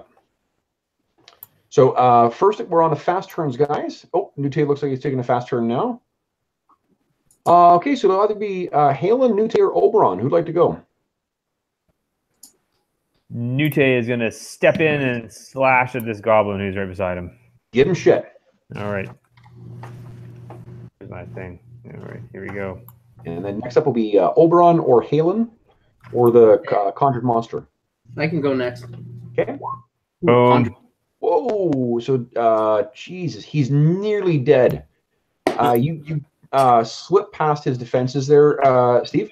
Okay. He tries to get his shield up in time, and your blade dances through his defenses, sinks deep into his like cuirass armor, and you sink this short sword in and pull it back. You can see the life is beginning to drain from his, or life blood is beginning to drain from his body, and you have another action as well. You can follow your momentum. Right. I'm going to jerk that sword around inside his guts and see if I can finish him off. Sounds good. All you need to do is hit. All right. Small sword, no trickery, no backstab. Come on. You're up next, Brent. Woo! Yeah, right. He's likewise dead. He mutters out as the life goes from his eyes, "Sin, wrath," and falls down. Nute, what would you like to do? Or Halen, what would you like to do? I'm going to attack the guy next to me with my spear. I gotta come back. I have to get my food from downstairs. Sorry, I gotta. I'll be back. Yeah, sounds good. Okay, so Halen, go ahead and make your attack roll. Kevin, sorry. Oh, wait. Whoa, nice one. So, is that enough to give me the bonus action? It does, yeah. If you roll 20 or higher, Brent, that's what triggers that. So, I will also use my key strike and then the bonus action to refocus. Sure. So go ahead and roll 2d6. The extra damage. Yeah, just click. You know what you do, Brent? Just click on your fate on your main page. That's what we've been doing, because the fate is a d6 anyway. Oh, okay. Oh, okay. That would what is it, Brent? Describe for us. What does it look like when you discharge your key strike? I think it looks kind of matrixy. It's a martial art thing, so that's not like any sort of like a distortion kind of the air. Sort of a bit of a distortion, but he's got that he's a wind speaker, so he's also got that bond with the elemental plane. Sure. So it's a bit of distortion and wind. Okay, so I think you spin around, Brent, and as this this other one sort of turns and is getting ready to charge in on you, you sort of like twist your body in a really like agile but also really unusual way, and this spear juts out suddenly and sinks like into this guy's neck, and then there's this like wave or like rippling effect that sort of goes down the shaft of the spear and hits him, and he wham goes flying back 5 feet and lies on the ground with his blood spilling out. Nice. And then you turn. What does it look like when you recharge your key focus? Is it sort of that traditional, monastic kind of like woof kind of thing? Yeah, the kind of like, you know how like using the Matrix analogy, you know how like Neil gets in that fight in the train station, the first one, he gets knocked on his ass fighting Smith, and then gets up and sort of like refocuses and yeah, that's awesome. Okay, cool. So that's what you do. Okay, so then I guess it's either Oberon or Mini Ember. Okay, question. Yep. On my turn, is it I can control Amber and the summon, or just one or the other? The Mini Ember, your summoned creature, it takes an action. You can either move it twice. Wait, hold on. Is it twice your move? You can choose to move up to its speed or to use an action. And Okay. it's always on a fast turn. Okay, and then is Amber still have her own actions? Yep, absolutely. Okay. Okay. Mini Amber is going to attack this one. Okay, go ahead and make your attack roll. So she lashes out with her glowing claws, and it's Oberon's turn. Oberon? This thing gets its shield down in the way, and it rakes across it. You can make, I'll let you take a lunging attack if you want to do that second attack, but it's with 1 Bane. Sure. Okay, go ahead. Oberon uses his. Don't move, though, or the thing's going to get an attack of opportunity on you. Or okay. Yeah. That's why you Oberon uses his art. No, so both of them are 2 out. Sorry, Jeff, we keep interrupting you. What are you doing? He's using his Ardent Surge and his augmented attack on the Hobgoblin Grunt right in front of him. Awesome. Yeah. Let's take a 5-foot step towards him. Holy shit. Wow. So when you discharge your Ardent Strike, what does that look like? Or your augmented attack, what does that look like? Again, the smoke comes off of his cigar, and it sort of ripples over his muscles. Yep. And it almost looks like, like when Bane injects the serum into his muscles, but it's like smoke veins running across his muscles, and he just it's that cool, like, like that sound of like rope twisting too tight, that kind of sound. Your muscles all knot up and then explode out in force, hammering this thing, and there's this trail of smoke as this guy's knocked to the ground and clatters over a little bit too. His shield was completely distracted by Mini Ember there. Okay, so that is it for the fast turns. Brent, just as a reminder, make sure you take when you're taking your turn, take your marker off so we know you've gone. Oh, I haven't taken my turn yet. Yeah, neither have I. It's a reminder for Brent. Oh. That's why I said Brent's name. Okay, so guys, so still fast turns. We've got 4 Hobgoblin sharpshooting. And there's so many targets now. So I'll do 2 against the White Minotaur and 2 against the Black Minotaur. So 2 against the White Minotaur. 1, I think, hits, actually. Yeah, 1 hit. So there's 1 arrow that manages to make its way through your scale armor there, Oberon, and you take 4 points of damage. And then we got 2 against Rackus. And both of those miss. Rackus, now that you've got your brother's aid, you're able to marshal a much more effective defense against these. There are actually, you have to go on a slow turn. I got a Hobgoblin who can take a step and attack Ember. I got a Hobgoblin who can take a step and attack Oberon. And I got one that can take a step and attack Halen. So let's see if we can spread some. Whoop, what am I doing here? Come on, get out of my fucking control here. There we go. Okay, so let's do the reverse order that I did that. So against Halen, this Hobgoblin stalks forward and brings his vicious-looking scimitar towards you. And I think, it's a narrow miss.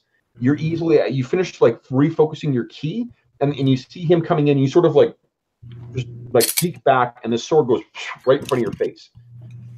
Then for Ember, this guy stalks forward, and he's going to try and hit you. That is absolutely a miss. So he is too focused on keeping Mini Ember at bay. And then Oberon, let's see if this guy hits you. No. While that 1 arrow found its way through, you're able to sweep your massive axe in the way of this other Hobgoblin. He cannot get a good enough strike off. That's the end of the bad guys. Top of the slow turns. Who wants to go? Ember's going to go first. Okay. I'm doing another summon, and I'm summoning 2 mini Embers. I don't know if you can control more than 1 at a time. Well, that sucks. Okay. Did you spend your mana for that last conjure? I did. Okay.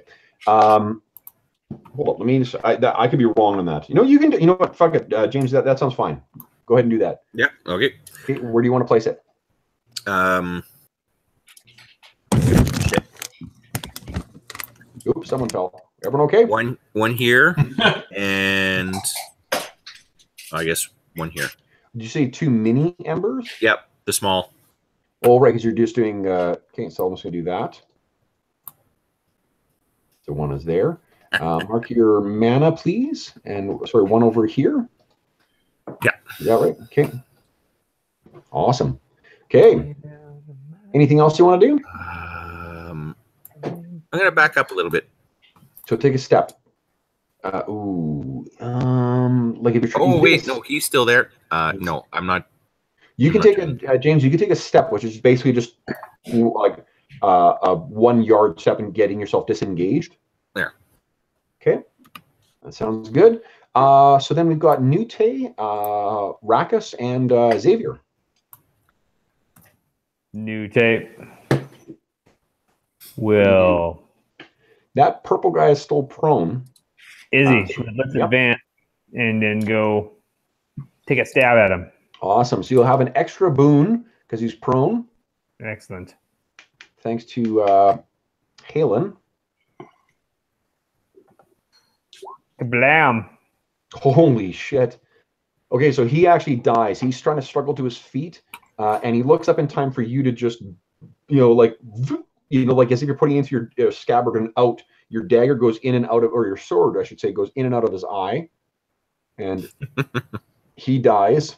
You got a 26, which means that you can take another action at some point during this turn if you like. Okay, yeah, maybe you can keep your movement going and go and engage that one with Halen if you like. Sure. Where is that? The Halen right there. Halen's the other elf. He's right in front of me, right? He's got the little muscle man on him. Yeah. He's the other white meat. Yeah. Yes. I will advance here. Okay. So you go racing, sort of like that was always your intended location. You're racing by that one, and you quickly just race, slash out, and then let's see how you do in the second attack. Cool. All right. Thank you. And then it'll be either Rakus or Xavier. 10. 10 is not good enough. This guy gets his shield up in time, and you just sort of rake your small sword across his big hobgoblin shield, blazoned with the crimson claw of the Horde of the Red Hand. Who wants to go next, Rakus or Xavier? Xavier's going to use Claws of God on that. Nice. This guy here. Which guy? Okay. So Claws of God creates a little claw. Let me see here. What will you use here? And I'm going to take it with a boon. Yes, you get a boon because of your what do you call it? Because of your you actually, what are you getting the other boon from? You're spending a fortune point? From my sorcery. Right, that's already included. Oh. Yeah. But actually you did not roll terribly well anyway. So the Claws of God appear right here. I'll use this yellow box there as your Claws of God. Unfortunately, so this guy gets his shield up in time, and the two glowing. Doesn't he get a bane from my ability as well? He gets a bane if he's resisting it, but he's not resisting it. Okay. You're making an attack on him, and it just so happens you didn't. What you could do, Cork, if you want to spend a fortune point, you can get an auto hit from that. Yeah, might as well. Yeah. Okay. So your claws, he does get his shield up, but they sort of like collapse at his shield, starts splintering and cracking, and you're crushing his arm in the middle, and he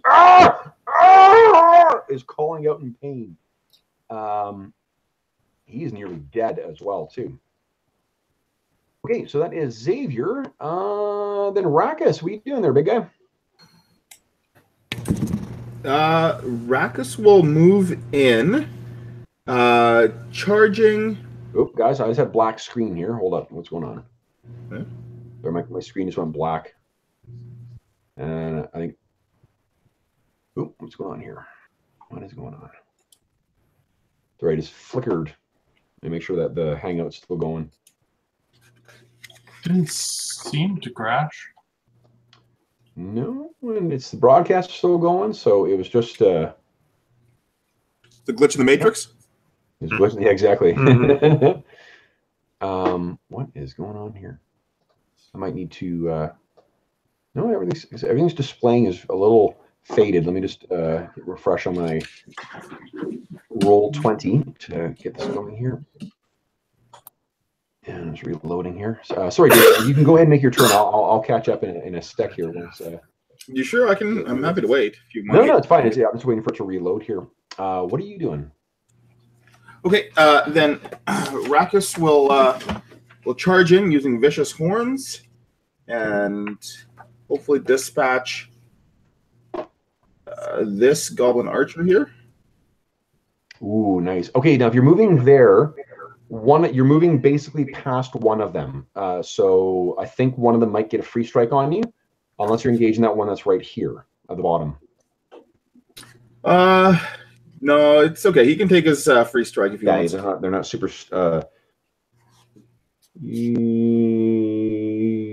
I'm actually not going to because he's got a bow in his hand. So I mean, at best, well, actually here, no, he swings at you with his bow but misses. So you're in. Go ahead and make your attack with vicious horns if you like.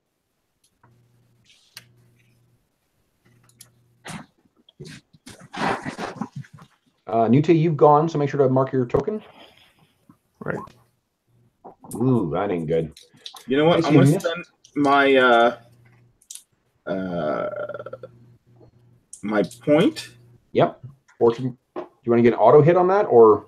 Yeah, I'll go with the auto hit. I like the damage. Yeah. So you annihilate this hobgoblin. You crush him into the ground, and pull back.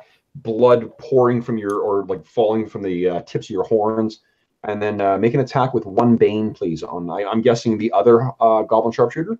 Yeah, absolutely. Does that that doesn't have to be a lunging attack or anything, does it? No, not at all. It's just one bane because of your charge. And then I think that's it. And it is top of the round again. Ugh. Ooh, that is not going to do it. Okay, so you swing. Unfortunately, it's a little wild. Top of the round, guys. Mark yourselves for fast or slow turns, and then we'll launch back in. Okay, everyone's marked, I believe. Yes. So it looks like we've got a whole bunch of heroes going on the fast turn. Who would like to go first? I can go. I want to try something different just to test out the system. Sure.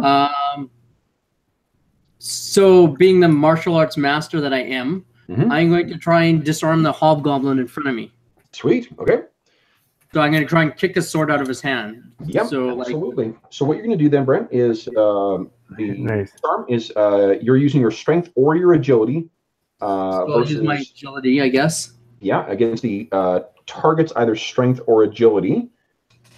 And you would take 2 banes if you're unarmed, but because you're a monk, I'll waive that. So just go ahead and make your make a strength or agility. Now, Brent, here's another cool thing. Because of your trickery ability, you can add a boon to that roll if you like. I would like to do so. Remember, once per turn you can do that. So go ahead, Brent. Make me either strength or agility check with 1 boon. We'll see how you do. Nice. So yeah, that's actually equal to his strength.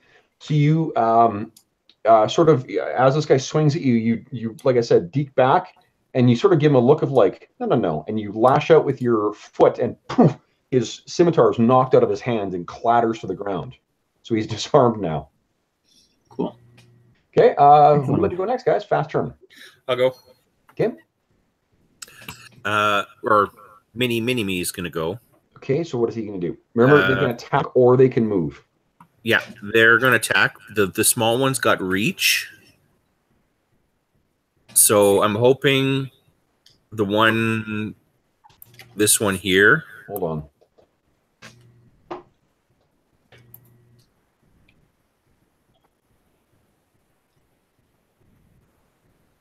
I don't know why they've got reach.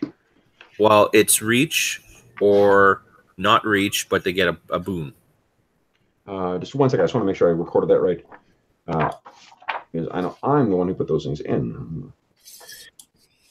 Okay, small monster. Small monster does not have reach. That's an error. Neither does the medium monster. I knew the medium. Oh, medium. This has got reach +3. I didn't notice that. Yeah, no, neither of those have. And reach plus, yeah, I don't know why it's in there. It should not be in there. Okay. Hold on, let me get to.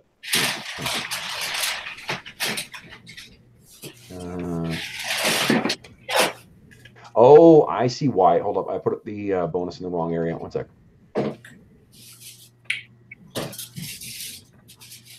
Okay, there.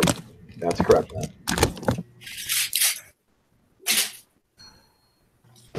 Yep, that's right. And then for the small, medium, it's like here. Sorry about that, James. When I was filling out the character sheet, I put it in the wrong area, and that explains why you thought there was reach. So, okay. So what's the +2 with 1 boon? That's their attack roll. Okay. So you can place them differently, though, because you place them, I'm assuming, based on your understanding that they had reach. So yes. if you wanted them to be engaged with something like, say, one over here on the hobgoblin and one over here on this hobgoblin, I'm fine with them being there. Yeah, that's fine. Okay. So let's attack this guy first. Yeah. Go ahead. He gets no banes, no boons. Doesn't he? It says nope. +2 with 1 boon. Don't add any is what I'm saying. It'll automatically calculate that. Okay. Hey, why did that work?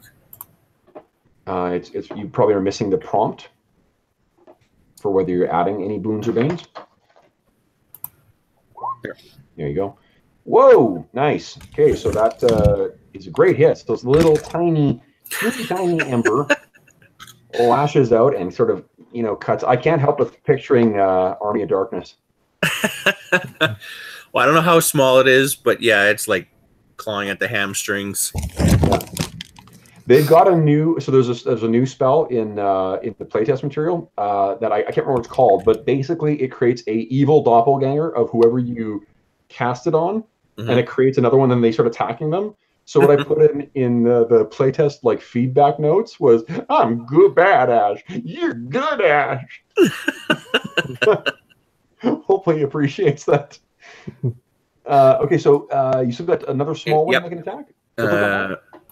Let's try and, guys, remember, let's try and keep things rolling as fast as we can too, guys, because there's, if there's a lot of shit on the board, we want to keep it moving. Oh, all right. Nice. If you've taken your action too, guys, make sure to take the marker off your token. If it happens again, you'll lose your next turn. That's how I got people to learn last time. Okay. So that was against this guy. Yep. And then the medium is also hitting that guy. So his arm was still caught in those like spectral claws. He and gets clawed in the back. And then go ahead with your medium guy. Nice. So and then teeny tiny ember. The teeny tiny ember was the one that rolled 27, and it was the medium one that rolled the 22. So the medium one brings him down, and it's kind of like and clawing at him with her tiny little claws. Okay, so that was the summon creatures. We have anyone else who wants to take a... Why don't you let someone else take a turn first, and then we'll come back to you. So, Claws of God. What's that? Claws of God? Claws of God. Where are they going? Oh, wait. And what's this where it says 1 divided by 1 on the spells? Is that 1 a day? No, you can ignore that. Okay. That's just the rules, like the core rules. You track how many times you can cast a spell per day, but I don't like those rules, so I use the mana rules instead. So you can just ignore that. Okay. But for the sheets are whoa shit. So I'm going to assume they're going to move over here, Cork, and the claws go racing over and fucking annihilate this guy. What does it look like as it kills him? The claws just like swirl around him, and it's just slashing at him, and he just jerks back and forth, and then just falls forward, and blood squirts out his mouth as he hits the floor. Okay. Vicious. Oh, 20, yeah, 20 plus, he takes another 2d6 extra damage, too. So, yeah, you fucking annihilate this thing. It's like a bloody mist around in front of you there, Oberon, as these golden claws tear him apart. And there's the wrenching of the steel armor pulled back as well. Speaking of Oberon, we got Oberon, Nute, or Arrakis. Who wants to go? Nute. We'll light it up. Give him shit. Alrighty. See if you can get past your sword. Now this guy's shield once. Now, okay, now because he has no sword now, this hobgoblin, right? Mm-hmm. So does that give me bonus or anything? Nope. Shield still's effective. Okay. Kaplow. Ooh. Okay, so I think he is. Oh boy. So yeah, he is distracted enough by losing that sword though that you get another like really savage strike, and you rolled over 21. So do you want to take an attack now, or do you want to take it later in the round? Let's mess him up right now. Here we go. Shit. Let's And finish then this guy off. or Oberon or Ember. Ooh. That will not do it. Not a great follow through. No. So Arrakis, Oberon, or Ember? Who wants to go? I can go. Yeah. Taking my thing off. I'm just the classic here. He takes a big puff of his cigar and then a big exhale, and he uses his augmented attack. Nice. Ooh. Ooh, not a very good roll, though. Who is he attacking? Oh, you killed that one right in front of me. Yeah, that one in front of you was torn apart by those golden claws. Oh, never mind. Then he's not doing that. I guess he's going to move. So he'll move to engage the sharpshooter instead. Okay. What you could do, well, unfortunately, you didn't roll great. Yeah. Just give yourself, make sure you didn't use that mana is all, I guess. Yeah, I didn't yet spend it yet. So then, Arrakis or Ember? Kevin, this goblin, is it within short range? Yes, it is. Everything within this this zone is within short range. Okay. So then I'm going to use Ruin on him. Okay. Okay. Take 1 point. So mist. So it takes 4 points of damage. So once again, this greenish mist flows out, and there is a awful cracking and splintering as this thing is enveloped by that green. One sec here. And then he has to make a strength challenge roll to become fatigued. So his strength is not great. Goblins are not known for their strength, apart from odor. But I think that's actually exactly it. Enough. So he's not affected by it. Then Arrakis, you're up, buddy. What do you? You know what? I'm going to. It's probably wasted on this peon, but Rax is going to try a feint. Ooh, interesting. Okay. So, make an agility challenge against his perception. Okay. And that comes with no boons or banes, right? No boons, no banes. Oh, no, it'll be with one boon because you are using a weapon, and your combat prowess grants you 1 boon on all weapon challenges. Ooh, holy shit balls! Yeah, so absolutely. What does it look like? What does that look like? That was a little too easy. You know what? This look of surprise comes over Rax's face as what he thinks was really kind of a light swing of his axe basically severs the hobgoblin in half. Well, you don't do any damage with a feint. What you do is you leave it open to another attack. The next attack against that goblin will get 2 boons on it. Oh, so the feint look basically the way the feint looks is that Rakus brings the axe down, and it looks like it's going to come down directly over his head, but he deviates at the last moment. Yep. And what he does is on the backswing, turns around and brings it up between the hobgoblin's legs. Well, again, you don't have another attack unless you're spending what do you call it? A fortune point. Fortune point. You don't get a second attack. What a feint is trying to set up another attack. It's deking someone out. You know, you're getting him a flinch. What a feint does is it grants the next attack on him 2 boons, but an attack still takes an action. Does that make sense, Dave? Yeah. I'm just wondering what that would look like with his axe. I think what you're doing is, so let's say, do you have another fortune point? No. Oh, anyone want to give Rackus a fortune point? I'll give him one. Okay, there you go. So what you instead, Dave, here's how I would describe it: is your feint goes down, but you know that you don't have any force in this strike because you're going to want to reposition your axe. You look like you're going down one way, and the goblin, you know, deeks to the side to get out of the way of your axe, and then at the last second, using a second action, now you're going to make an attack against this goblin, but you're going to get 2 boons on the attack roll. Hey, Kev, I got a quick question for you. Huh? You can use a fortune point to auto hit. Is that correct? That's right. Yep. So if you wanted to really hit with attack, you do the fortune point to auto hit, not do a feint and then a fortune point to roll and with 2 boon, right? Because there wouldn't be any. You're just. But then you can get a critical then. Yeah, because you can get a critical on. There's lots of things that happen on a 20 plus. Oh, okay. Like Dave does an extra d6 damage on a 20 plus.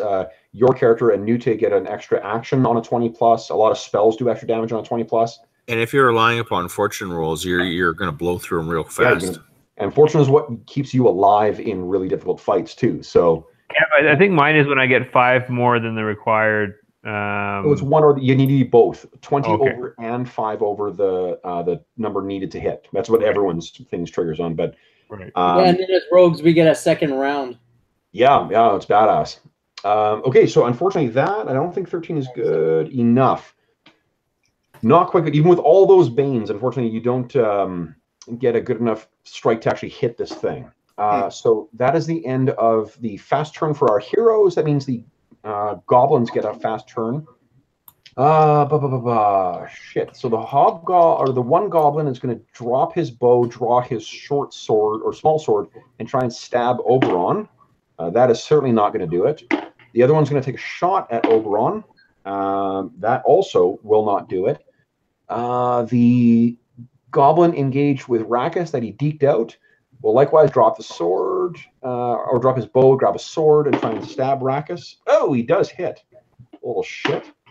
Rackus, you take 4 points of damage as this guy kind of slashes at you. You swung over, and then he slashes and kind of catches your knee. And then the hobgoblin that is engaged with Nute, he is going to try and he's actually trying to slam you. Or what is it? Oh, slam me, hey. Yep. Hey, isn't that the goblin though that I knocked his sword out of his hand? Yeah, that's why I said he's going to attack with a shield. Oh, okay. Sorry, I missed. My bad. Yeah, it's okay.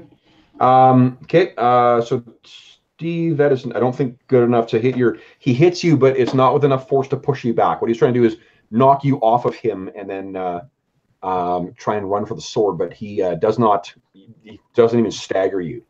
Okay, so I think that's the end of the round, guys. Everybody mark their characters for fast or slow turn. I need to run to the washroom because I'm full of coffee. I'll be right back.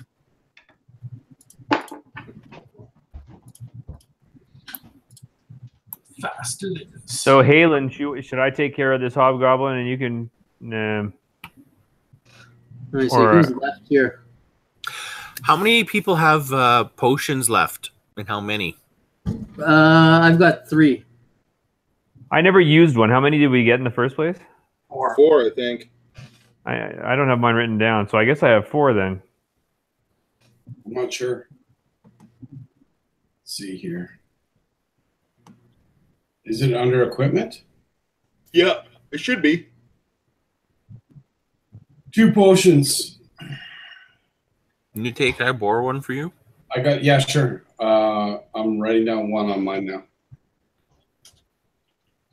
No. I said Nute. Oh. Nute, yeah, you can have one of mine for sure. Okay, thank you. What's a deck of magic cards? Okay, so we got a whole bunch of fast turns here, guys. Who would like to go first? What's my deck of magic cards do again? Your deck of magic cards does. I think. Hold on, I got it right I don't know. Causes the DM to refer to his notes. That's what it does. I think you can impose a bane on something. You can draw a card and flick it at someone, and it imposes a bane or a boon on them, if I remember correctly. Let's say that's what it does, because I can't remember offhand. Wait. Oh, yeah. You can use an action. I'm going to move my Claws of God. Yeah. Here's what it does: is you can use an action to grant 2 boons on a next roll, once per day. Okay, I'm going to draw the... Is that included in my standard action? Yeah, well, that's your action. Yeah, you can take an action. There's no standard. There's a triggered action, and there's your action. This would be your action. Okay, I'm going to do that, and then I'm going to move the claw to attack this this archer over here. 1 sec here. I just want to see what Claws of God does. Yes, and it's a triggered action. Yeah, good call. Okay, so you that archer. Okay, so the claws go swirling over here. Go ahead and click on your Claws of God. Okay. And do you want those boons for yourself, or are you giving it to someone else? To the claw. Okay, so you're yourself. So you pull those cards up, and you maybe like raise one of them high, and it sort of like glitters, and then flashes, and you gain a blessing of fortune. So make your attack roll with 2 boons, please. Ooh, 15 Nice. is good enough. And that's enough to tear this fucker apart, too. So that's 2 of these things that are torn to bloody chunks in front of you, Oberon. You're beginning to think that your axe is very effective. Okay, so that's it for Xavier. Who wants to go next?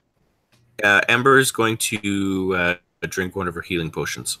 Okay, and then do you want to do the mini embers right now, too? I guess they have to move this turn because there's nothing in... they can engage with. They're... Do you want to pile them on that sharpshooter? Sure. Okay, so I'll do that. Okay, so we got Oberon, Rackus, or Nute. Zoop. Nute. Rock and roll. Let's take care of this swordless ne'er-do-well. Okay. Give him Boom. shit. Whoa, damn it. Yeah, so how does he die? He's holding up his shield trying to avoid me, and I slip my elbow in and push the shield out of the way, and then claw him on the back of the neck with my Nice. So he puts his empty hand up to try and block from you, but you slip behind his neck and slit like that. And he kind of like and falls down. Quite dead. Who'd like to go? You got 20 more, so you got an extra action if you want. But you don't have to take that now. You can take it later in the round if you like. Is there another enemy by me here? What do you got? There's another guy at that far corner. There's one that's engaged with Rackus right here, and there's one over here. I will just move. Okay. To here. Okay. Then Is there flanking rules in this game? There are not. No. Looks like Rackus, you are the only one left to go. What do you want to do? You know what? Rax will just take a swing at the guy in front of him. Nothing fancy this time. Okay. So you just look, and you know when that kind of thing is really helpful, Dave. Just to give context, if you're fighting something really big and scary that is proving to be hard to hit, that's where a feint can be really effective. Right. You know, just it's setting it up so you can grant, because you don't need to take those boons. It's just the next attack gets the 2 boons. However, against this thing, that is more than enough to fucking murder this thing. So what does it look like when you bring your axe back and kill this little fucker after he cut you? It's basically a decapitating blow. His little green head falls to the ground. All right, looks like you've only got Oberon left to go. Once again, they've killed someone in front of you. You could charge, actually, if you want. I don't have to touch. What's short range, Kev? Is that within the room? Yeah, short range anywhere within the room is short. I think it's 25 yards. Actually, no, it's not right. 5 yards. So Oberon, he's just going to move into the middle of the room here, and he's going to cast unless it's Vitality Burst. If it's a triggered action, then he can do that. Otherwise, he can't do move and an action on a fast turn. All right, he can't move. Oh, there's no point in moving. then. Isn't Vitality Burst short range? Right. Yeah. So who do you want to affect? Yeah, that's what I was just deciding. It looks like the injured people are my brother, myself, and I guess Xavier's a little bit hurt. Mm-hmm. Okay, so that'll be 2 Minotaurs and Xavier. Okay, so 2 Minotaurs and Xavier, you can each heal your healing rate. Thank you. Okay, and it looks like there's one left. So I will. Mutate. Yeah. Or Halen, sorry. If Cork is back yet. Okay, so what does it look like, Brent? And I run in and I will attempt to knock his weapon aside with my spear, and then smack him in the neck with, or punch him in the neck with my fist. Sweet. Okay. Throat shot. Hold on. Where is my unarmed strike with trickery? How about heal? Is that blue? No, your blue red. is your mana. Red? So my red should go to 0? Red should go Yeah, 0 you now, would yeah. heal. Yeah. Oh, nice, You Brent. know what? I'm gonna expend my key focus. Okay, so you kill him, and your key focus is gone, but you could spend your next. They're all dead here, so you can spend your next action to try and heal up. So, guys, what you sort of noticed after this flurry of action? I think that was about a minute and a half of action down here. And what you find. Nute and Ember spoke about Ember's, or Nute is going to lend Ember one of his potions. Okay, nice. Yep. Okay. I am glad to see that the potions are getting such good use too, guys. That's cool. Okay. Yeah, I might as well drink another one too. So what you see, guys, is this is room 15. Yeah, this is another. It looks like another camp, but this one seems to be much more, or not a camp, but like a another place where they've sort of made, I guess, camp. They've made a barracks, as it were. You can see, I think, from where you guys are, that there are 2 sets of doors that lead out of this room. There's the one right here. And those doors have had a massive red claw painted over them. Like sort of, so right, like sort of in the middle across both doors. Matching the sort of stylized thing that you've seen on all of the shields. And then up here,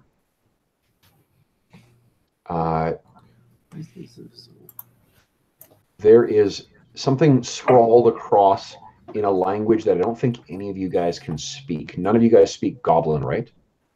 I only read it. I do not think you read Goblin. Yeah, it's a language that you can't make out. It's a crude and ugly script, but you're not sure what it actually says. But there's something scrawled across the doors up there. So if you take a moment to look around in here too, guys, there are bedrolls, there are traveling sacks, there are weapons, and all the weapons have those same markings on them, that stylized black arrowhead that you've seen on all the other things, and it's made of that same dull grayish metal that the other weapons were made of, and that you found in those crates in the portal room. These were pretty good quality, I thought. They're serviceable, yeah. Like they're sturdy for certain, but they're not pretty. Like these are I think what you had guessed at, it was that they were mass produced. In amongst the hoard there too, guys, you find an additional 28 gold crowns. I need to find my sheet where I was tracking that for you guys. I misplaced it. Where is it? Where is it? And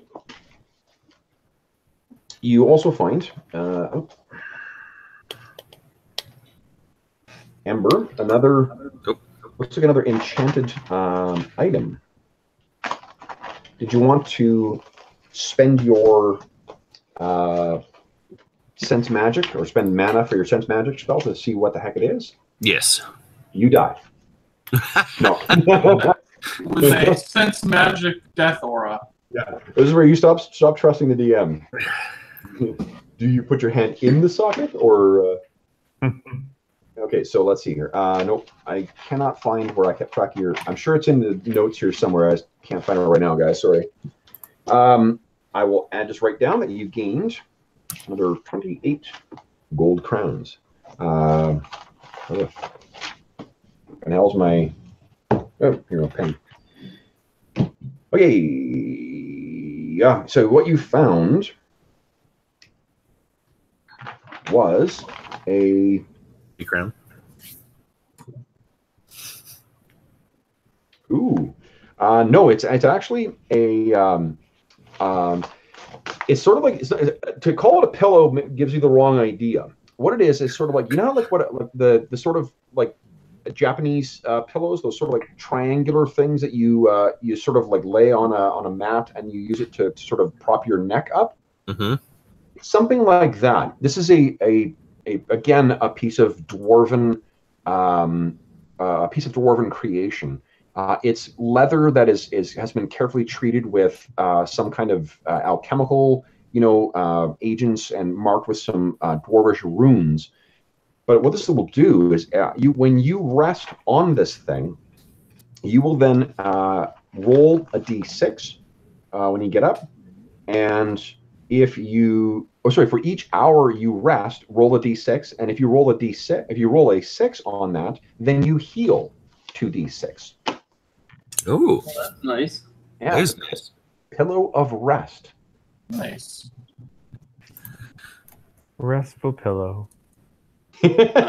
Steve slowly drifts off to sleep. I think I've got one of these here. Okay. That's cool. I guess you can pass it around to whoever needs it. Are we counting all healing as being able to replenish mana as well, or just those potions? No, just those potions. Okay. The potions effectively are potions of vitality. Cork, did you ask something? Well, I just asked if the pillow was machine washable. It's unclear. The instructions are in Dwarvish, so you cannot read it. I'll give the pillow to Rakus and say, get a good night's sleep. He hands you this little triangular pillow. What do you make of it? Oh, you could rest like your half your head or maybe a horn on it. Trust me, you will thank me in the morning. Rakus doesn't use pillows to sleep. I mean, he'll look at Ember, kind of give him this quizzical look, thank him, but pass up on the offer. Okay. Well, I mean, we could just pass it around the group based on who needs it at any given. She's not telling him what it does. Oh, what was that? Said she's not telling you guys what it does. Okay. Yeah, if that's the case, Rakus would most definitely refuse it. He's like, yeah,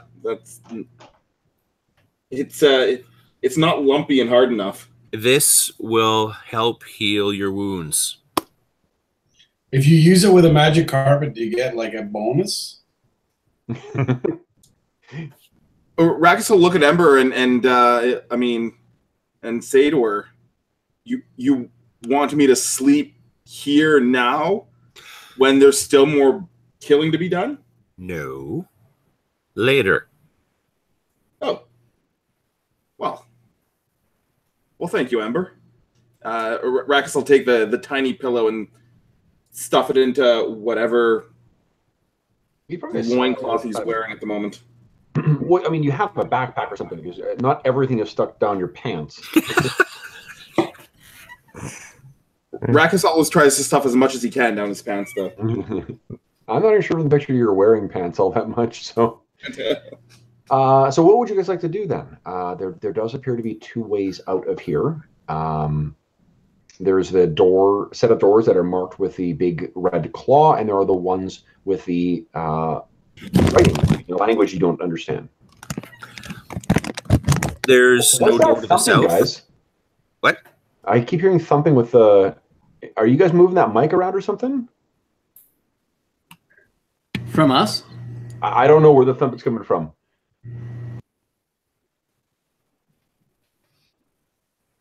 It's gone now, but... Mystery for another time. Yeah. Okay, so what would you guys like to do? You have an opportunity to discuss now. Is there a door down here? I think there is, actually, yeah. Hold on, let me Split the party! We haven't split up the party yet. I am just looking. Okay. There is another door in here. This one has no markings on it whatsoever. It otherwise looks like the other doors in the crypts. It is just a pair of oak doors with bands on them with more carvings of the Villicus family. We should try and open one of the doors and lure creatures in here, and then like go on either side of those pillars and like make a gauntlet of sorts. Nute, I need you to come have a listen over here. That's what I do best.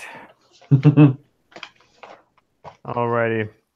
And I can use my burglar, but what do I use? My perception? Yes, please. Perception with 2 banes, I guess, because one from your... what do you call it? One from your trickery and one from your burglar. Sweet. I'm sorry, I'm just trying to find the sheet with the description on it. 12. 12. Lucky 12. Okay, I believe you can hear something in there. And if you'll give me a moment, as I pause for effect here, and I organize my fucking stuff. That's the portal room. Okey pokey. Smoky. You can hear a soft... Actually, you can't hear anything in there. Sorry, there's nothing you can hear in there. I have this sixth sense that there's someone in that room. Okay, do you say that? Yeah. Okay.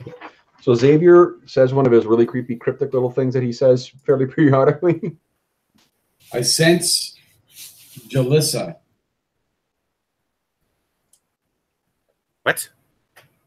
I sense someone looking at the stream.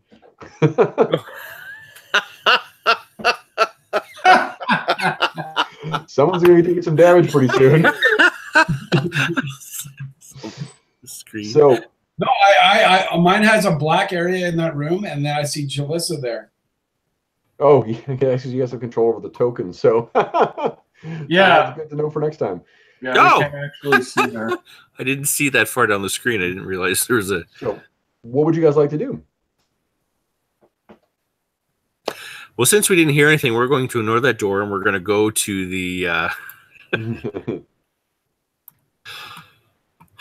You have left the other unless from now on, unless I'm reminding you now, but unless you guys tell me, I'm assuming you are leaving the other townsfolk up in that room where the Deathlock White and what's his name's body is.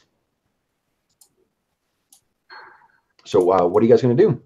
You have 3 exits from here, 4 including the stairs, I guess. Is this south door locked? Do you want to try and open it? Sure. Okay, so the door is not locked. And that's when you hear kind of a gasp from inside. You pull the door open, and that's what you see. Oh. She's Hello. chained to the wall. That is Jalissa. I will move Jalissa into the characters tab. Jalissa. What's her story? She is a priestess of Ayun. She's an Aquarius. She likes long walks by the beach. She's a nun, dude. And she has some spells as well, too, if you guys want to check it out. So the character is available in the tab. I'll let you guys take control of her. And you can move her out. So she sees you, and she's clearly had a bit of a rough ride here. Her robes are torn, they're dirty, her hair's all matted, and she's got several bruises and scratches all across the exposed parts of her skin.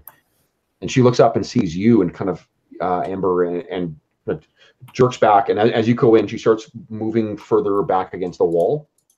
I don't mean any harm. I'm here with. I'm here at the behest of your village, and we've rescued a few of your townsfolk already. If you give me a minute, I'll get you out of these chains. Okay, give me a.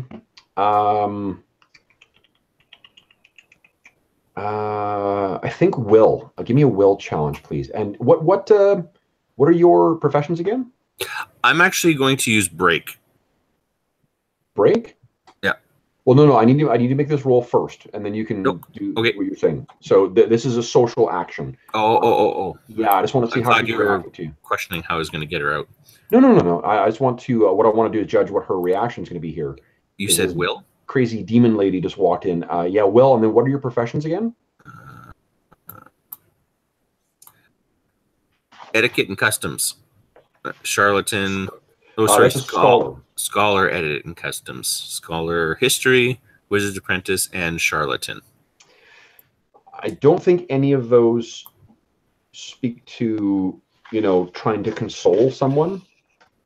So just go ahead and give me a will challenge, and Okay. let's see how you do. Well, it's not a challenge. It's a contested thing against her, one of her stats. Oh, yeah. I'll take the first roll. The first roll is terrific. Okay, so yeah, she is, even though you've got a fairly imposing and terrifying form, she somehow hears the truth in your tone of voice and holds out her hands. And you said you wanted to cast break to shatter the... Yeah, okay. So they shatter, and again, that green mist sort of drifts off you. Point. And she says, "You've saved the other townsfolk. Who have you rescued?" Where's that list? Roll call. What? Roll call. Roll call. I have that list of characters here a second. Well, it's Adric, Zariska, Myrtala, and Svetoslav. Actually, almost everyone except for Jarana and Tomislav. Jarana is dead. That was the person the dwarven, that's Adric's wife. You buried her on the way up to Rivenroar. Oh. Yeah, and Casimir is dead as well. That's whose body you found upstairs with the Oh, right. Tomislav is Casimir's son, though. Who's missing? Who's missing still, yeah. So you guys are sort of mulling around the room, sort of, I think, looting at this point when Ember and Jalissa will walk out. What do you guys want to do next? You guys have a quick chat? What do you want to do? I think Xavier's going to go over to the double doors in the middle. Yeah. And throw them open to find out if Schrodinger's cat is alive or dead. Sure. Let's see here. So you walk over and you throw it open. That's what you see. Stairs going down even deeper into the bowels of the earth. And as you open it, you can feel, or you can see, swirling around the bottom of the stairs is a darkened mist. There are no lights down there apart from the lights that you are, the light shining from the room you're in. So it goes into perfect blackness and swirling mists. What are you going to do? The other thing I should actually maybe mention as well is as you open those doors, you know that feeling that you get, the feeling of butterflies and unease in your stomach? There's a small flutter of that. So all of you guys sort of turn your head towards the door. and you can sense that something unnatural is down there. Ooh. What are you guys going to do? You guys want Rax to go charging down there? Yeah. Ember's going to go back and get the other townsfolk. You know, one thing I want just to quickly explain, just for mechanical purposes, guys, is the reason all of those goblins got those attack rolls on you the last couple of times that you guys have gone in is because they have held actions. Basically, they've heard you guys. They've held actions. So as soon as you become visible, they have let loose their arrows, which is why they've been getting attacks on you before you do.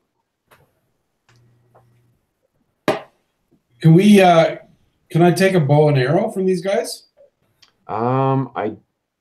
They're I think armed with javelins, like the goblins bow and arrow. Sure, yeah. Yeah, actually, that's a good idea. I'll grab a few extra arrows as well. I don't think that they're compatible with your size bow, Brent. I guess that would make sense. They're kind of weak. Yeah.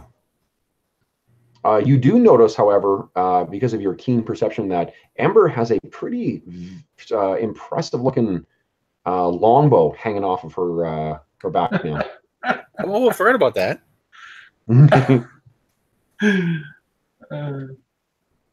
So when did you acquire it? If I noticed it for the first time, I've like taken up archery. Have you? Brent, yes. Give me a intellect challenge, and I'm going to give you a boon on it from one of your professions. Okay. Where's intellect?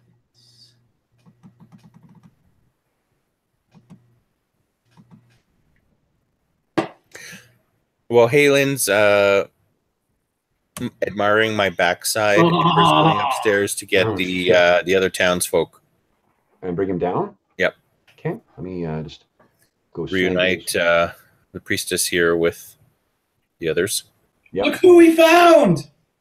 Now, what does she do? Oh, hello. Yeah, she is a priestess of Ioun, so she actually does have some potentially useful spells for you guys. How much power points does she have? I'm using just the traditional way of where she's got like a certain amount of castings. Oh, and okay. Whatever's on her, yeah. So as you use them, just mark the castings. PCs get the power points, but it's just not worth it to track for monsters or NPCs. Okay, so all the rest of the townsfolk come down. Boom. And they're like, Jalissa, you're alive. And she says, yes, I don't know what they want of me, but I've sensed something unnatural. And Adric says, these hobgoblins have allied themselves with foul things, the necromancers that you find. These lot, the cowmen, and the others, they took down some.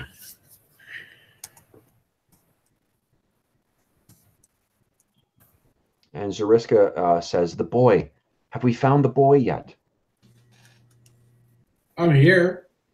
No, not you. Sorry, I mean, it's not Adric, it's the woman. No, not you, son. It's Tomislav, the son of Casimir. Casimir's boy. He still is missing. Younger than you, even. And Adric looks over that door. And where does that lead?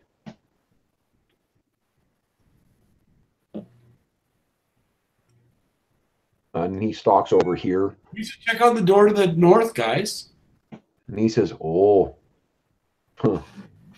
they've written, do not go on here. In Goblin is a place where the goblins won't go good or bad for us.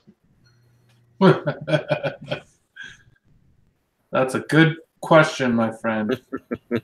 I'm going to reach out with my perception again, Kev, and see if I can feel anything. Sure. Go ahead and give me actually, let me just quickly do a quick head count here. Yeah, sure. Do your little... Give me with 3 Banes, please. Holy caroli. Not quite good enough. What you do is you sense out, and I think that the feeling from whatever is down those stairs and there's an overwhelming unnatural energy down here, and in fact, as you reach out with your feelings, there's a weird sucking and emptying feeling, like you're like being caught in a spiraling drain, and you have to sort of pull yourself back and center yourself to avoid feeling lost. Something up here feels like a gaping void. Ooh. So what do you want to do, guys? Follow the stairs down or try the doorway marked "Do Not Enter"?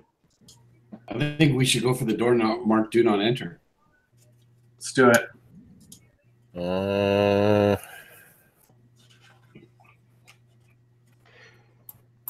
You then do it. hear... Yeah, but... From down here, guys, Yep. you hear a voice echoing down the hallway. Cowards. Something wants us to go down there. So which is the lesser of the two evils? Right. We've got most of the to villagers my now. home. You try. Now you will die. Come, test your mettle, if you will, and fall beneath the blades of Sinrith. You're a poor host. You should come up and greet us. Nice. Great words. Nope. Rackus will smack Oberon with his axe and point down the hallway and say, "Let's go test our metal." That is the spirit. You will fall. Your heads will serve as trophies and warnings for those who would defy the horde of the Red Claw. Come and die. Rackus will turn to the rest of the group and he's like, "Come on, guys, let's go die."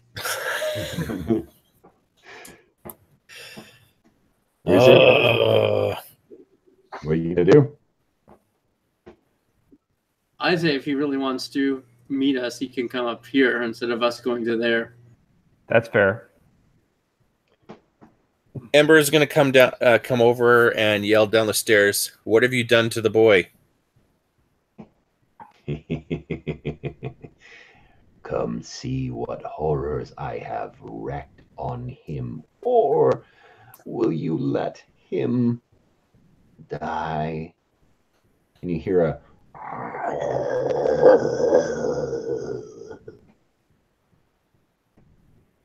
Can anyone tell if he's bluffing?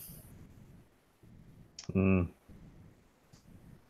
a gambler.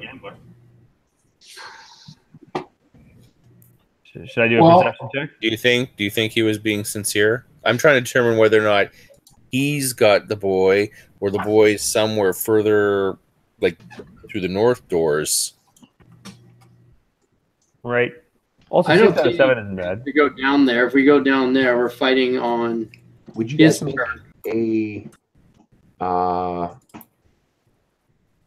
perception challenge, please, with 2 Banes? To who? All Us of us? in general or someone? Everyone, yep. Can I use my gambler for a boon? No, Ember, Oh. 2 Banes, not 2 boons. Damn it. What was that? 4 boons? No, 2 Banes. Okay, so we got Where's perception here, right? Xavier and Ember, or Xavier and Oberon did okay. Yeah. 2 Okay. Banes. Oh, can I use trickery because it's contested to get rid of one? What did you roll, Brent? You were... I haven't rolled yet. Can I use trickery to get rid of one? Yeah, you can, yeah. Okay. Ooh. Oh, Nice roll. Wow. Okay. So Halen is the first to hear this. You can hear from somewhere over here.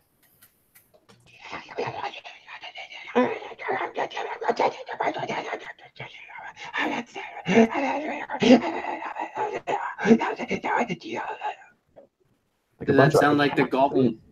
No, it actually just sounds like gibberish. It's a cacophony of voices speaking gibberish, though, and it seems to be getting closer. Can I test to see if that's like abyssal or supernatural or religious? It's you don't have to. What did you roll for your perception was good enough, so you heard it, Xavier. It's just gibberish. It's so many voices all sort of shouting over each other. Creepy. And Oberon, you hear from down in the depths again. You hear it hungers. Oberon throws out the butt of his cigar, pulls out a real nice fresh one. Mhm. He lights it up. He looks at Rackus and he says, "Well, brother, shall we go slay this demon?" That's the spirit I thought you'd never ask. And Rackus gets ready to charge down the hallway. Okay. And Oberon whistles for Kitty, and they begin to move down the stairs. Nice. Go ahead and position yourselves at the bottom of the stairs. And if anyone else is going to... yeah. Hello. Ember's coming behind them. Okay. Okay. You say Yeah, this is Ember's before Ember goes, she's going to talk to Adric and say, "Watch out for your folks here." He says, "But what?" And he gestures out to the doors in the north. What about that thing? be right back. Maybe barricade yourself in this room down here. bar the door. He walks over. He says, "But is there an escape from there?" No, but we'll come back, and whatever, if there's anything in this room, we'll clear it out. Just keep yourself locked in here. Okay. They will follow your instructions, and I'm sure everything will work out just fine. Can the door be locked? Yeah, I can. I think there's probably enough like camping gear and shit like that in sitting around here that they could do that. Let me. Ember pushes a big giant thing against the door, barricading them in. Yeah. Okay, so we successfully defeated the townsfolk of Brindle. That was right? So the door is barred. What are you guys going to do? Okay. So then she comes back downstairs with the others. Okay. We have two elves. Oh, actually, Steve stepped away for a moment. Halen, is that where you wanted to be? I think I was the last to move, yelling that this was a dumb idea. Okay. Halen, are you good with a bow? Yeah. Here, take If I this. was bow or spear of hand. Take this. And Okay. she hands Halen the bow. We found this earlier. It'll allow you to teleport once a day. Oh, okay. It's a where is it here? It's a finely crafted bow made of bone white wood, and I've sensed that it was not crafted on this realm, on this plane. Because it says made in China on the side. Taiwan. Okay, let's move Nute in here as well, because I imagine he will be joining you shortly. So you make your way down to the bottom of the stairs, guys, and as you sort of reach the bottom, you can feel yourself stepping into this swirling dark mist. And what you see before you is this. Ooh, ooh, ah, ah, ah. It's what? Hallway. What would you guys like to do? Oh, another hallway? And you hear from down the hallway, good. Come and die, heroes. Maybe the guy's just taking a shit. You first. It's the bathroom. Yeah. You will lose. Okay, cows, let's go. Yep. Ready to go. So the mist is swirling around down you, and as you get step forward, you can feel that butterfly feeling is getting a little more pronounced as you step forward. Look, we don't call you Goat Lady. And you hear from ahead of you as well too, again that.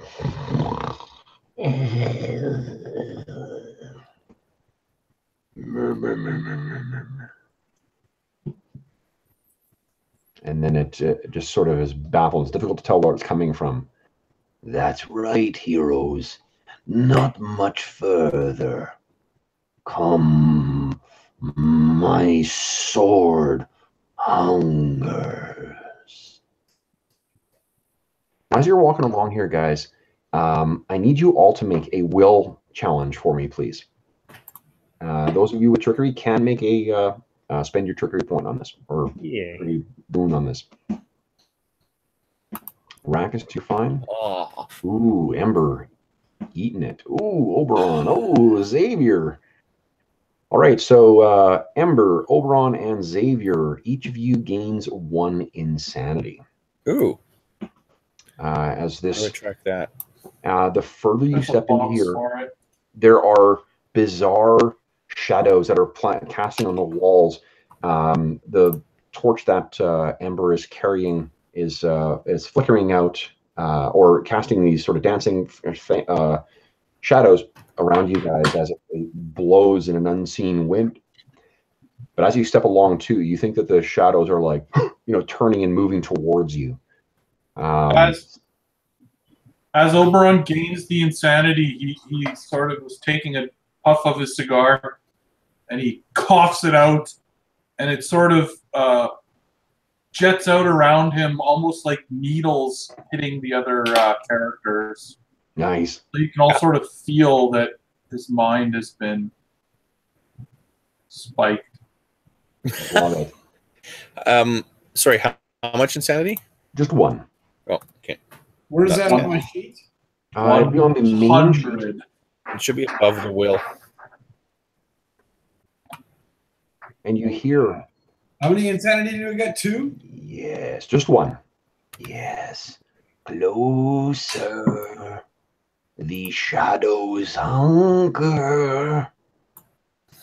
While we're walking down the hall, I'm also going to cast light healing on my brother. Yeah. So you heal Rackus equal to your healing rate. Thank you. You're welcome. You guys can keep moving yourselves forward. Nute is holding up the rear there. Or Halen is, I should say. Now, as you step into this room, guys, I don't even see healing.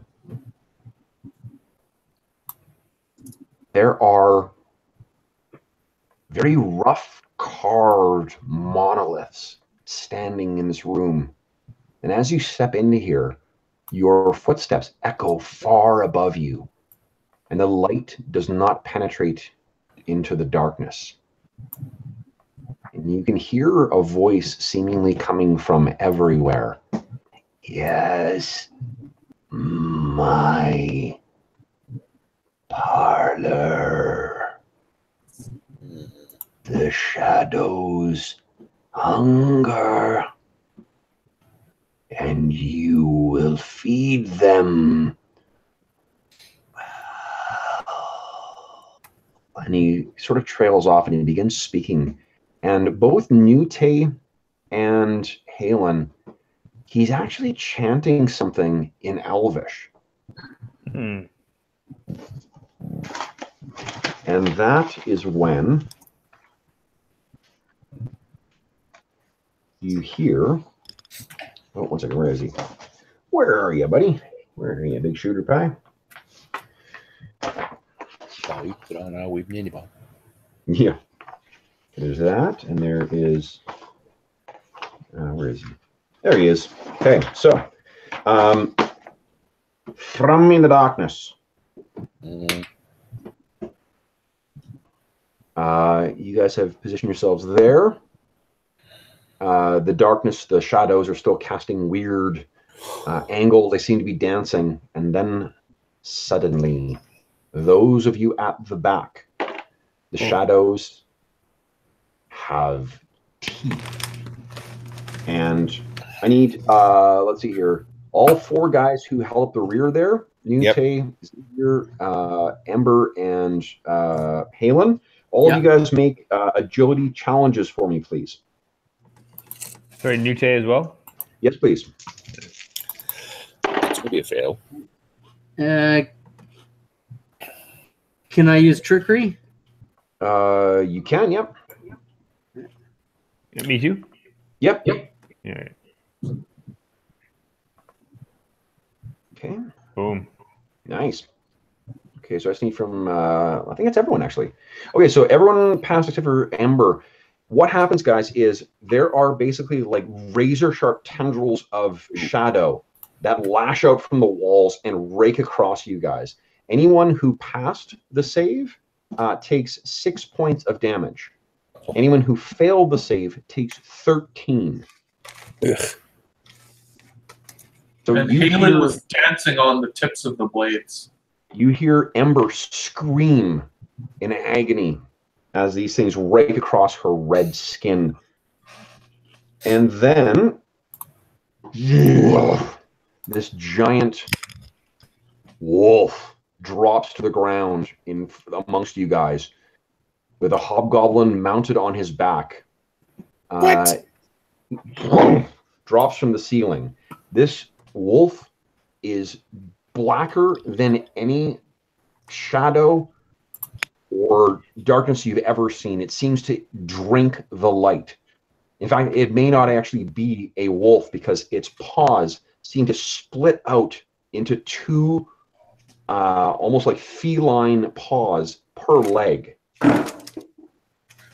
And on its back is the biggest and meanest looking hobgoblin you have ever seen, carrying an enormous black, what looks like glass spear. Guys, would you kindly mark whether you're taking fast or slow turns as you engage Sinrith?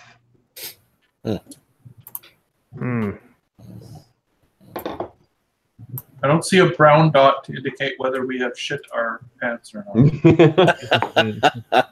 Nice. There is a brown dot. Is there? Okay. Yeah. The metaphors. It smells like manure. Guys, remember how I said that heroes always go first? Yes. I lied. Here's the thing, yeah. The DM in Shadow of the Demon Lord is prone to lies. There are some enemies in it that are so fearsome, they can choose to not only take their regular action, they also get extra actions taken whenever the hell they choose. So this is not one of those enemies, right? No, that sounds like bullshit. It is, in fact, one of those enemies. And he looks at you, Rakus, and he says, "You think yourself mighty?"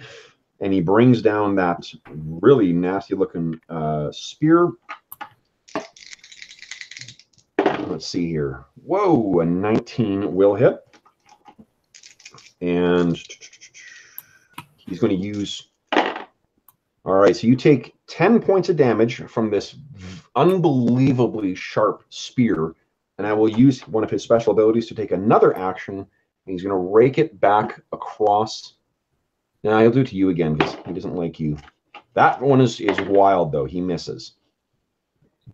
And that was that was Sinrith's special action. Now we're into fast turns. So who would like to take a fast turn? I'd like to fire an arrow at him. Was your voice cracking? That's awesome. You'd like to sort of fire an arrow at him. Okay, give me an agility challenge. Okay. So let's roll your agility. No modifiers, no boons, no banes. So you fire, and unfortunately, you are not really a practiced archer, it seems. So you loose an arrow, and it hits one of those.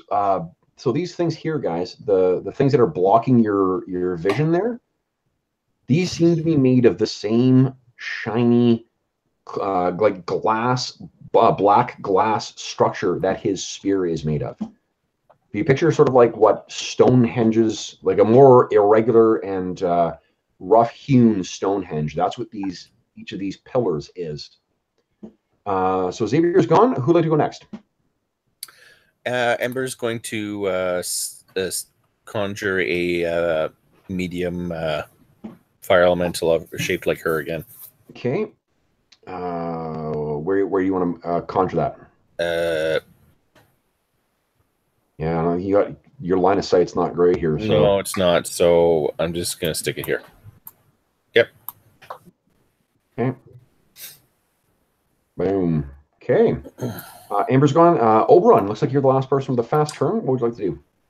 Oberon will use his Ardent Surge, and then his augmented attack. He'll take a big drag of his cigar, and the puff of smoke will flow over his muscles.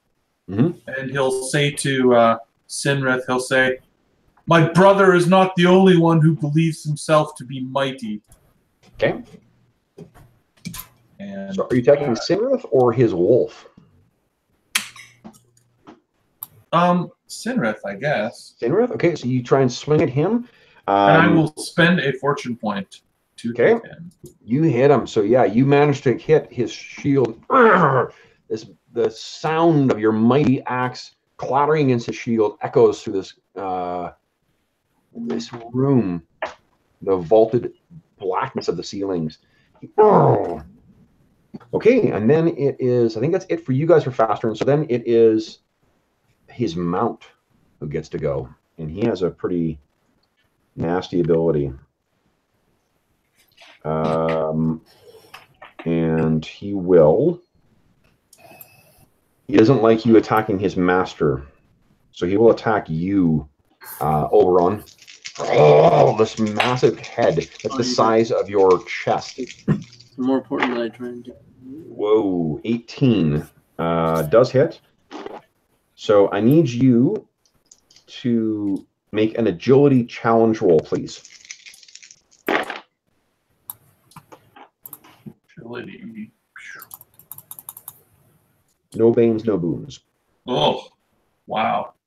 Okay, so you are knocked prone as this thing reaches down, grabs its mighty teeth around your right leg, crunching into the soft meat underneath your armor, and then wrenches it to the side, leaving you scattered to the ground. You take 8 points of damage, and you are prone. So purple is prone. Okay, and then Sinrith, I think, is going to attack again. But what he's going to do is use, again, he begins chanting in Elvish, of all things. And what you, Nute and Halen, what you can hear him saying is effectively something like a hymn. It's ugly, like it's really an ugly version of Elvish, cruder, but it's saying about the blades of shadow. Cut them, cut my foes. I need Rakus and Oberon and Kitty to make agility saves for me, please.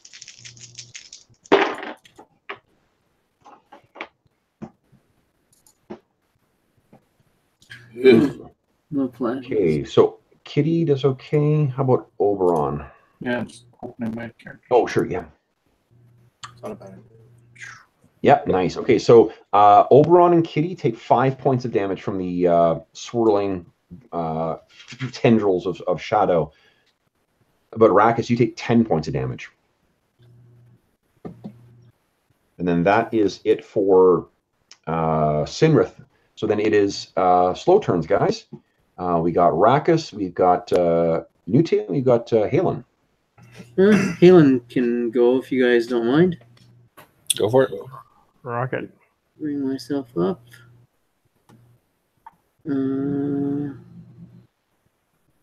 That's the guy there, right? Yep. Okay, so I am going to try a resounding attack against the guy who speaks my tongue in a nasty way. It rubs me the wrong way.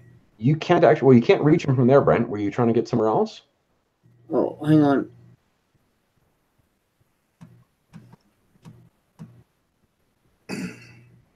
Oh, I'm just fucking.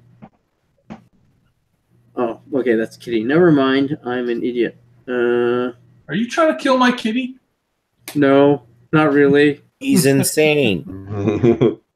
Proofs temporary insanity. Are those pillars? Yeah, that's what I described. It's those black ebon stone Okay, I'm pillars. gonna try and swing around the pillar. Okay, And that's him right next to me, right? that's right. Yeah. Okay. So I am going to attempt a I'm giving you resounding attack. one bane on the attack too, Brent, because of the shadows. Okay. So I've got 2 boons, so that will cancel out one of my boons. Yeah.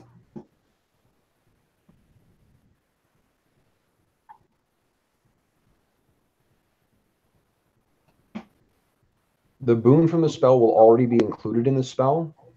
It's just your Oh, trickery okay. that So then it's just a trickier one that okay. I don't have to. Then do that, and then mark your mana as well too. No, that's unfortunately not going to be good enough. I'll use a fortune to make it work. Okay, so he takes 2 points of damage. That's kind of All a right. waste, Brand. No, but it's also dazed for 1 round, Okay. so I can't attack for it loses a round. Well, there's something else that these big guys can do too, Brent. So, you hit. Who wants to go next? Rakus or Newt? Rock and roll. Okay. Hey, he's gonna Nute is gonna move in. Let's see, where can I go? Guys, don't mark the other tokens, please. Don't mark the what, sorry? Don't mark the tokens. Whoever marked Samarith, please don't do that. Where can I go here? Can I go here? You can go over here. You're going to get a bane on your attack roll as well. You get a boon? A bane. Bane. Yeah, see, like it's a close environment, guys. So Let's go like that. I don't think you can get to him. Then you No? also do a lunging attack if you want to do it from there. Where was I before? Okay, what about from here? Yeah, you're still going to get a bane. You can attack then, but you're going to take a bane on the attack roll because of the shadows. Because the shadows. Okay. Yeah. Not much choice, though, right? No, unfortunately not. Okay. Let's do this.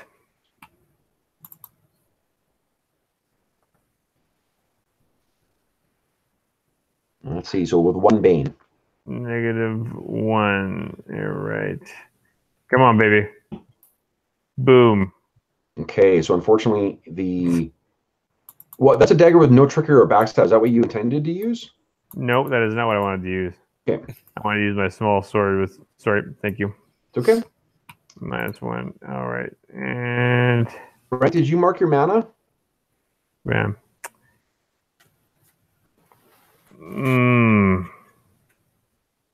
That hurts. Do I use my fortune and just go for the hit? What do you think? That's a big hit. Do you have any It fortune? is a big hit. I got 1 fortune left. Let's use it. Okay. Boom. So you managed to get in. So Brent, did you? Sorry, I know you guys are flipping your mic on and off. Did you spend the mana? I didn't see your mana. Yeah, hold on. I didn't hit enter. Hold Okay. on. I should be down to 1. Yeah. Okay. Whoa. Okay. So yeah, you are able to get in there, Nute, and you stab in, and the big hobgoblin bellows out in fear or in pain. Okay. So then it looks like Rakus is the last one to go. All right. Rakus has watched his brother get knocked to the ground. Yep. And in an attempt to protect him, he will try a driving attack to push back his aggressor. Okay, so it would be the wolf then. So what you're going to take is, let's see here. Yeah, okay, so you got 1 bane from the normal attack, and then you're also going to take another bane because this thing is bigger than you. It's twice your size. Excuse me. So go ahead and make your attack roll with 2 banes. Actually, can I take the opportunity to go berserk first? You haven't taken. Oh, you just took. Well, here's the thing, Dave. There's just enough times now where you've forgotten to go berserk when you take damage. So I'm not going to let you do it this time. Just remember, your berserk is when you take damage. Then you can trigger berserk. You have to do it right away. Yeah, you have to do it right away.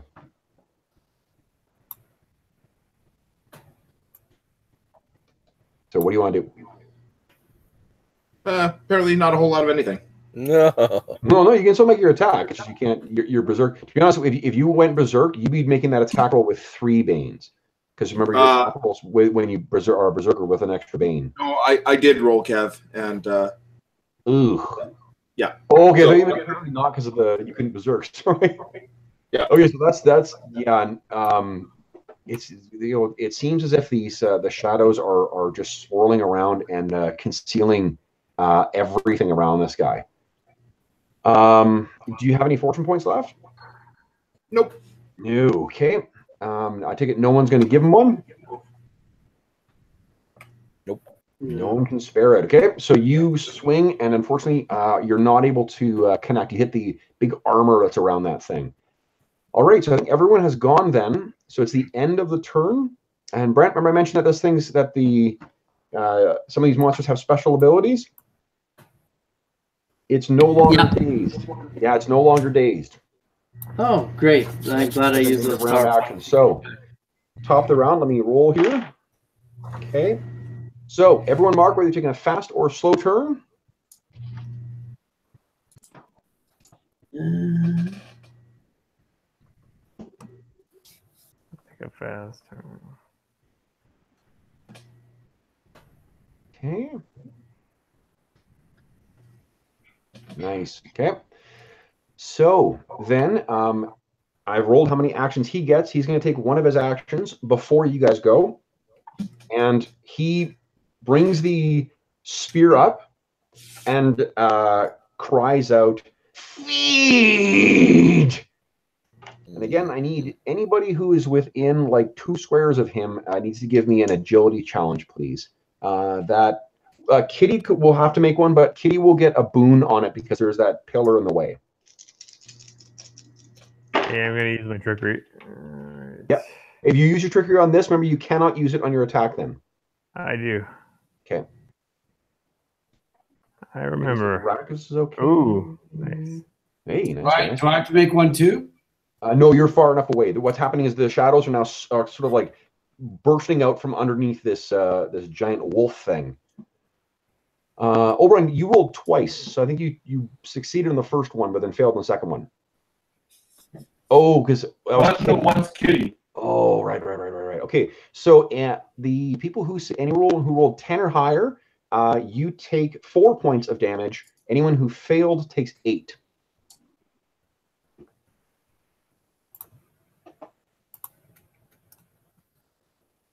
Okay, and then I've got one more of his actions, but I'm not sure if I want to take it now or...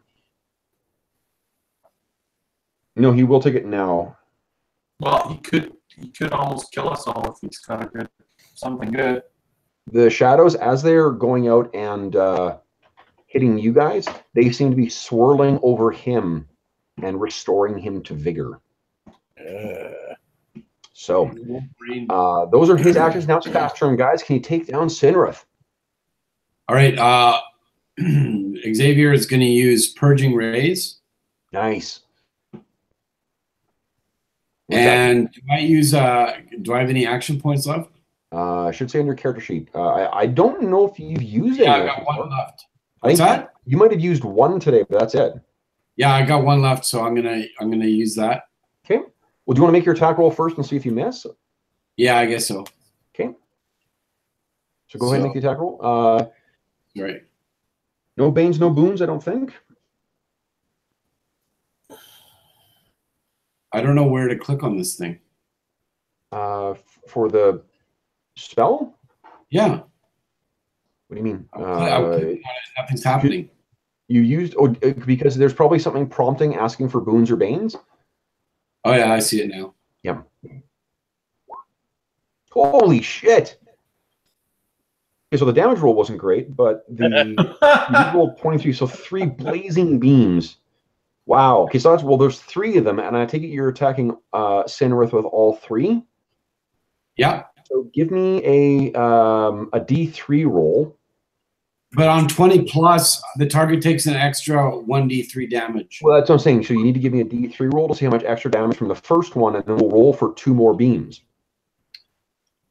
23 hits is agility, absolutely. And let's see how much damage you do, how much extra you do from this one. 1 extra, so he took 2 points of damage from the first one. Oh, you know what? Because it's light you're using against him. That is amazing. Yeah. So then roll on the second attack. I roll the spell again? Yeah, just click the same spell with no boons or banes because you've got it's 3 blazing beams that fly out. So let's see what. Wow. Okay. So that does hit him again. Wow, that's a lot of fucking damage because it's double damage because of the it's a light spell against him. Not surprisingly, a shadow dude doesn't really care for light spells all that much. And then let's see here. And if it can see, it becomes impaired for 1 round. So until the end of the round, he is impaired, which means he makes all attack rolls and challenge rolls with 1 bane. So 1 more ray. That's your last ray there, right? That also. Yep. I just rolled the third one. Third. Okay, so he does take 4. You rolled 20. So give me another D3 roll.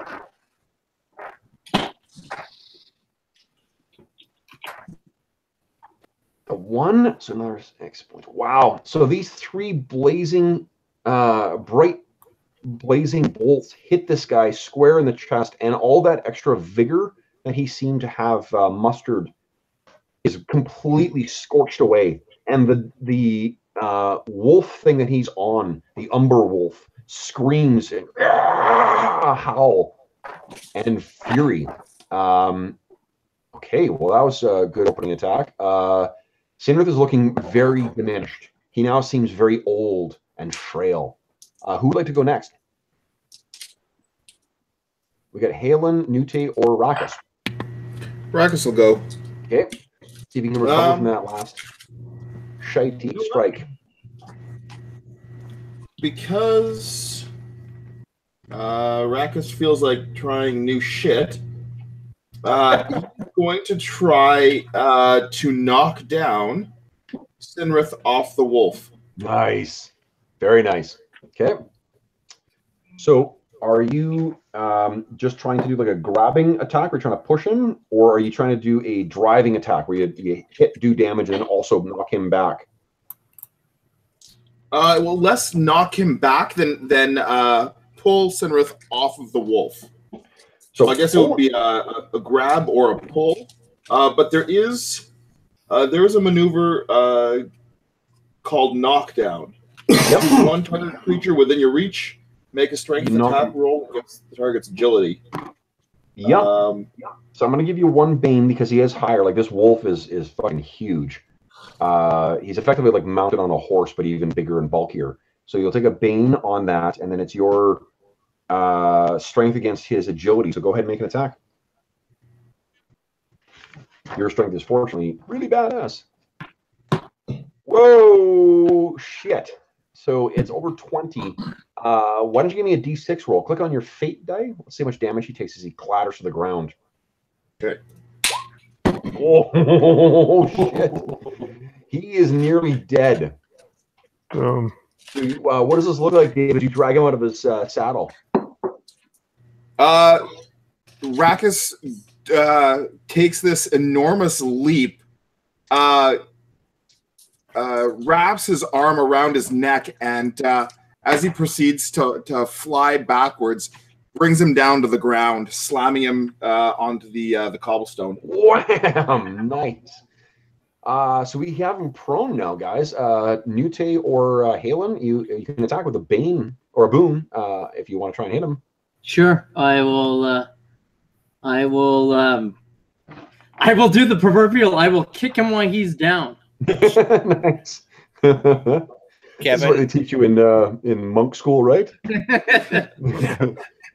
My summon creature also gets to move on this fast round. You can move. Well, let's just see how the attack goes. Yeah. You saying there would be no point? I'm saying let's see how he rolls. He's got 2 banes on this roll right now, or 2 boons on this roll. So, Brent. Oh, let's see here. Does that hit? Is that good enough? Do you really think that is good enough, Brent, to take down the con of the Horde of the Red Claw? Possibly, or I could always expend my key strike. You know what? Why don't you save that key strike, because he is dead. Nice. So he's pulled to the ground, this withered old hobgoblin, and you leap forward, Brent, and you, with a vicious sort of snap kick, you hit against his side, the side of his face, and his head jerks to the side, and you all hear the sickening crunch of vertebrae as it snaps, and his lifeless eyes stare up at you guys. As his mouth lays agape, the umbral wolf turns towards you and tremors, and you can see as if like he was an image that hadn't quite properly coalesced. It trembles along the edge of your vision. It's a troubling sight. And then it splinters into all these shards of shadow that seem to fall clattering to the ground, and then like little droplets of water flowing in the opposite direction. Each one of them runs along the floor like quicksilver, and then up into those basalt, shiny glass columns. And the umbral wolf is gone. And you guys have defeated Sinrith. When one is faced with a diminutive opponent, one should always kick them when they are down. It's one of his monastic adages. I'm going through stereotypes here. I kicked a short guy when he was down. So, guys, I expected this fight to be longer. If it was longer, you guys might be dead. Says the guy with 1 hit left on his life bar, just like everyone else. Yeah. Okay, so what you guys can see is there is another room ahead of you here. What I'm going to ask you to do is, just because I would like to do a little bit of, give you a little bit of payoff with this fight. I know we're running quite late right now, but if you'll bear with me, I would like to show you guys and tell you guys what you recover. So first, guys, go ahead and move through that door, which is now opened. Is his spear still around, or did that go away? His spear is still there. However, the tip of it, Brent, has likewise disappeared. So effectively, it's a staff with some hobgoblin markings on it. Okay. So you guys go down there, and there is a... Whoa. What do you see around that corner, guys? Nothing. It's black. You're going to need to get someone with light up there. There you go. What about dark vision? Well, where'd you go, kitty? You have shadow vision, Brent, which is a different thing. So what do you guys see now? The other door. Dun, dun, dun. A door. Yeah, dragon. Okay. So then you find in here, guys, there is a crypt, but this whole room has been transformed. And where it was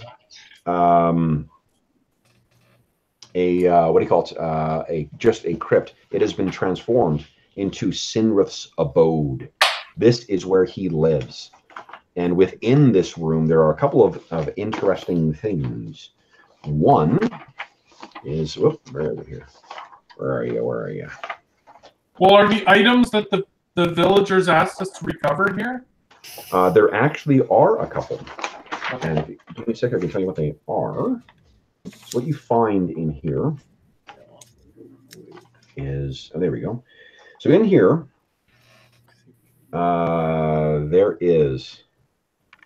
are the gauntlets with the filigree on them that you had been asked to recover. These will fit anyone's hands who chooses to wear them, and you're not sure what their special, if they have any special ability. There is also the dragon crest helm that was stolen.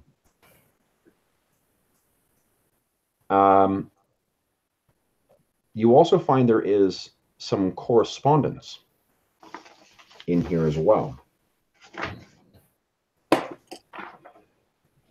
And the reason you find this correspondence interesting, guys, is because it is written in Elvish. The script itself has a cast to it, or a stylized flourish to it that you're not familiar with. Brent, would Halen kindly give me a perception challenge with one? Actually, no banes or boons, because you would have suffered a bane for this, but your cultist background or profession will grant you a bane or a boon on it. So it'll be a net of nothing. Just give me a perception challenge, please. I guess trickery wouldn't apply to this, eh? Yeah, sure, yeah.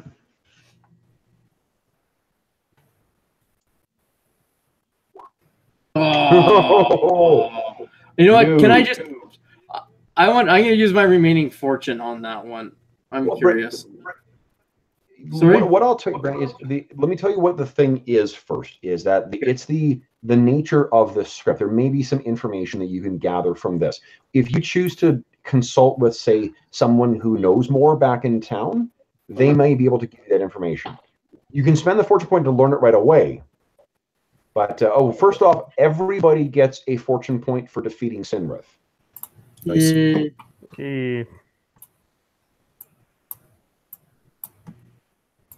I need to replenish those. So this is what the note says, guys. And I will type this out and send it to you so you can see. Brave Sinrith, the red hand will rise again. The other remnants take great cheer in your recent attacks on commerce coming into the blight that is Brindle. We are particularly pleased with your ability to inspire a fighting spirit in others, whether they have true goblin blood or merely wish they did. To be blunt, we think you should have many more soldiers under your command. Many, many more. And recent events have rendered some remnants leaderless. With a bold stroke on your part, the remnants would rally to the red hand you so proudly display. As your bold stroke, do this. Attack the blight that is Brindle by night. Focus your efforts on the Hall of Great Valor, for it mocks the many hard-won victories by the first Red Hand of Doom and the achievements of Azar Kul. Take from them the spoils of war they shamelessly hang on their walls and bring those antiques back to Rivenroar. Do this before the moon is next full. And with regard to your previous question, turning over captives to your unliving allies at Rivenroar is perfectly acceptable. War sometimes makes strange bedfellows, and we appreciate how you've united such disparate forces under your banner. Whatever prisoners you take from Rivenroar, you can give to the White. Fight with the valor of your ancestors, Sinrith, and keep your hands stained red with the blood of the weak and strong in the shadows. I will visit you again next month at a time of my choosing. Signed, the Emissary.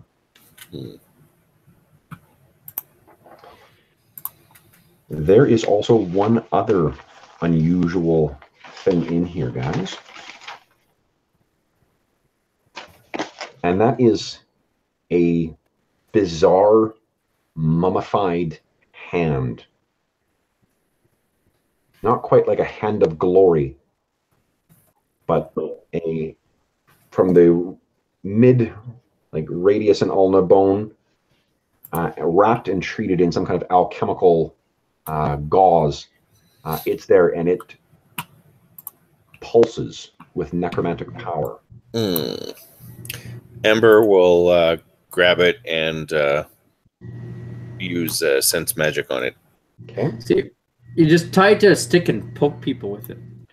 Well, what this actually is this thing will allow you to change your appearance for up to 3 hours per day. However, calling upon that necromantic power may corrupt your soul. And a will challenge is required when you use it. Could come in handy.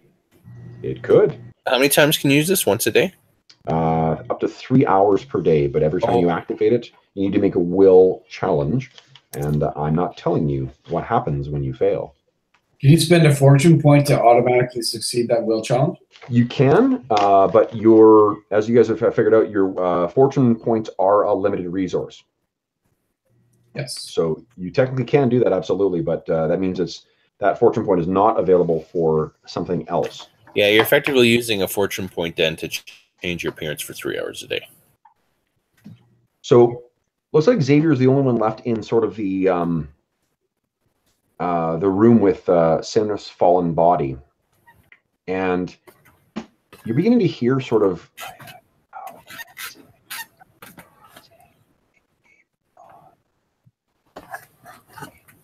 We are. He is.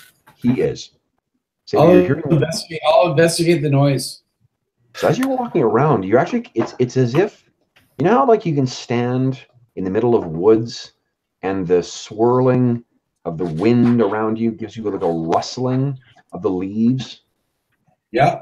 As you walk through these standing obelisks, you can hear them whispering your name. Reach to us. Reach. Touch us. Should I do it, guys? Do you want to be corrupted? No. You can Don't touch. All right. I'm going to join the guys in the other room. Okay. So you go running into the other room. Ember, you can see that Xavier is a little troubled by. He doesn't often come like scampering in like a kid. Yep. But he seems to be at this point. Is that right, Cork? Yeah. What's the matter? I heard voices coming from those stone pillars. They were calling my name and asking me to touch them. Did you? No. That's a great dad voice, James. Tell me the truth. Okay, I'm gonna go back and take a look. I say we burn it. We burn the whole room. Xavier, I think that Ember and Oberon and Halen can give me intellect challenges. Actually, no, with one boon. I'll let you guys have a boon on these. Where the hell did everybody go?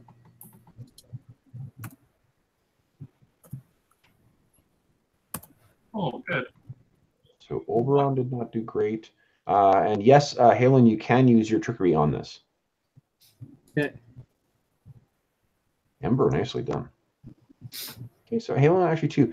So Halen, when you get in here, you say out loud. So if you're back in the room with the obelisks, and the feeling that you guys got in the portal room of that unnaturalness of the gap, this doesn't feel quite the same in the sense that it's as if like a fissure is going to open. But what you can tell is that these things are not from here. These are from another realm. And Halen, you're sort of struggling to come up with the word. And then you mutter something in Elvish. And that tweaks your mind. Amber. These were quarried from the obsidian mines in the Shadowfell. Obsidian is, of course, the smoky volcanic glass-like stone that appears in your world as well. But as you look at this, and you can see that it almost doesn't reflect, but within the perfectly black surface, there are swirling mists within. And as you get close, you can feel the cold, not quite of like snow or a winter breeze, but a life-chilling cold, biting. This is a cathedral to the umbral power of the Shadowfell.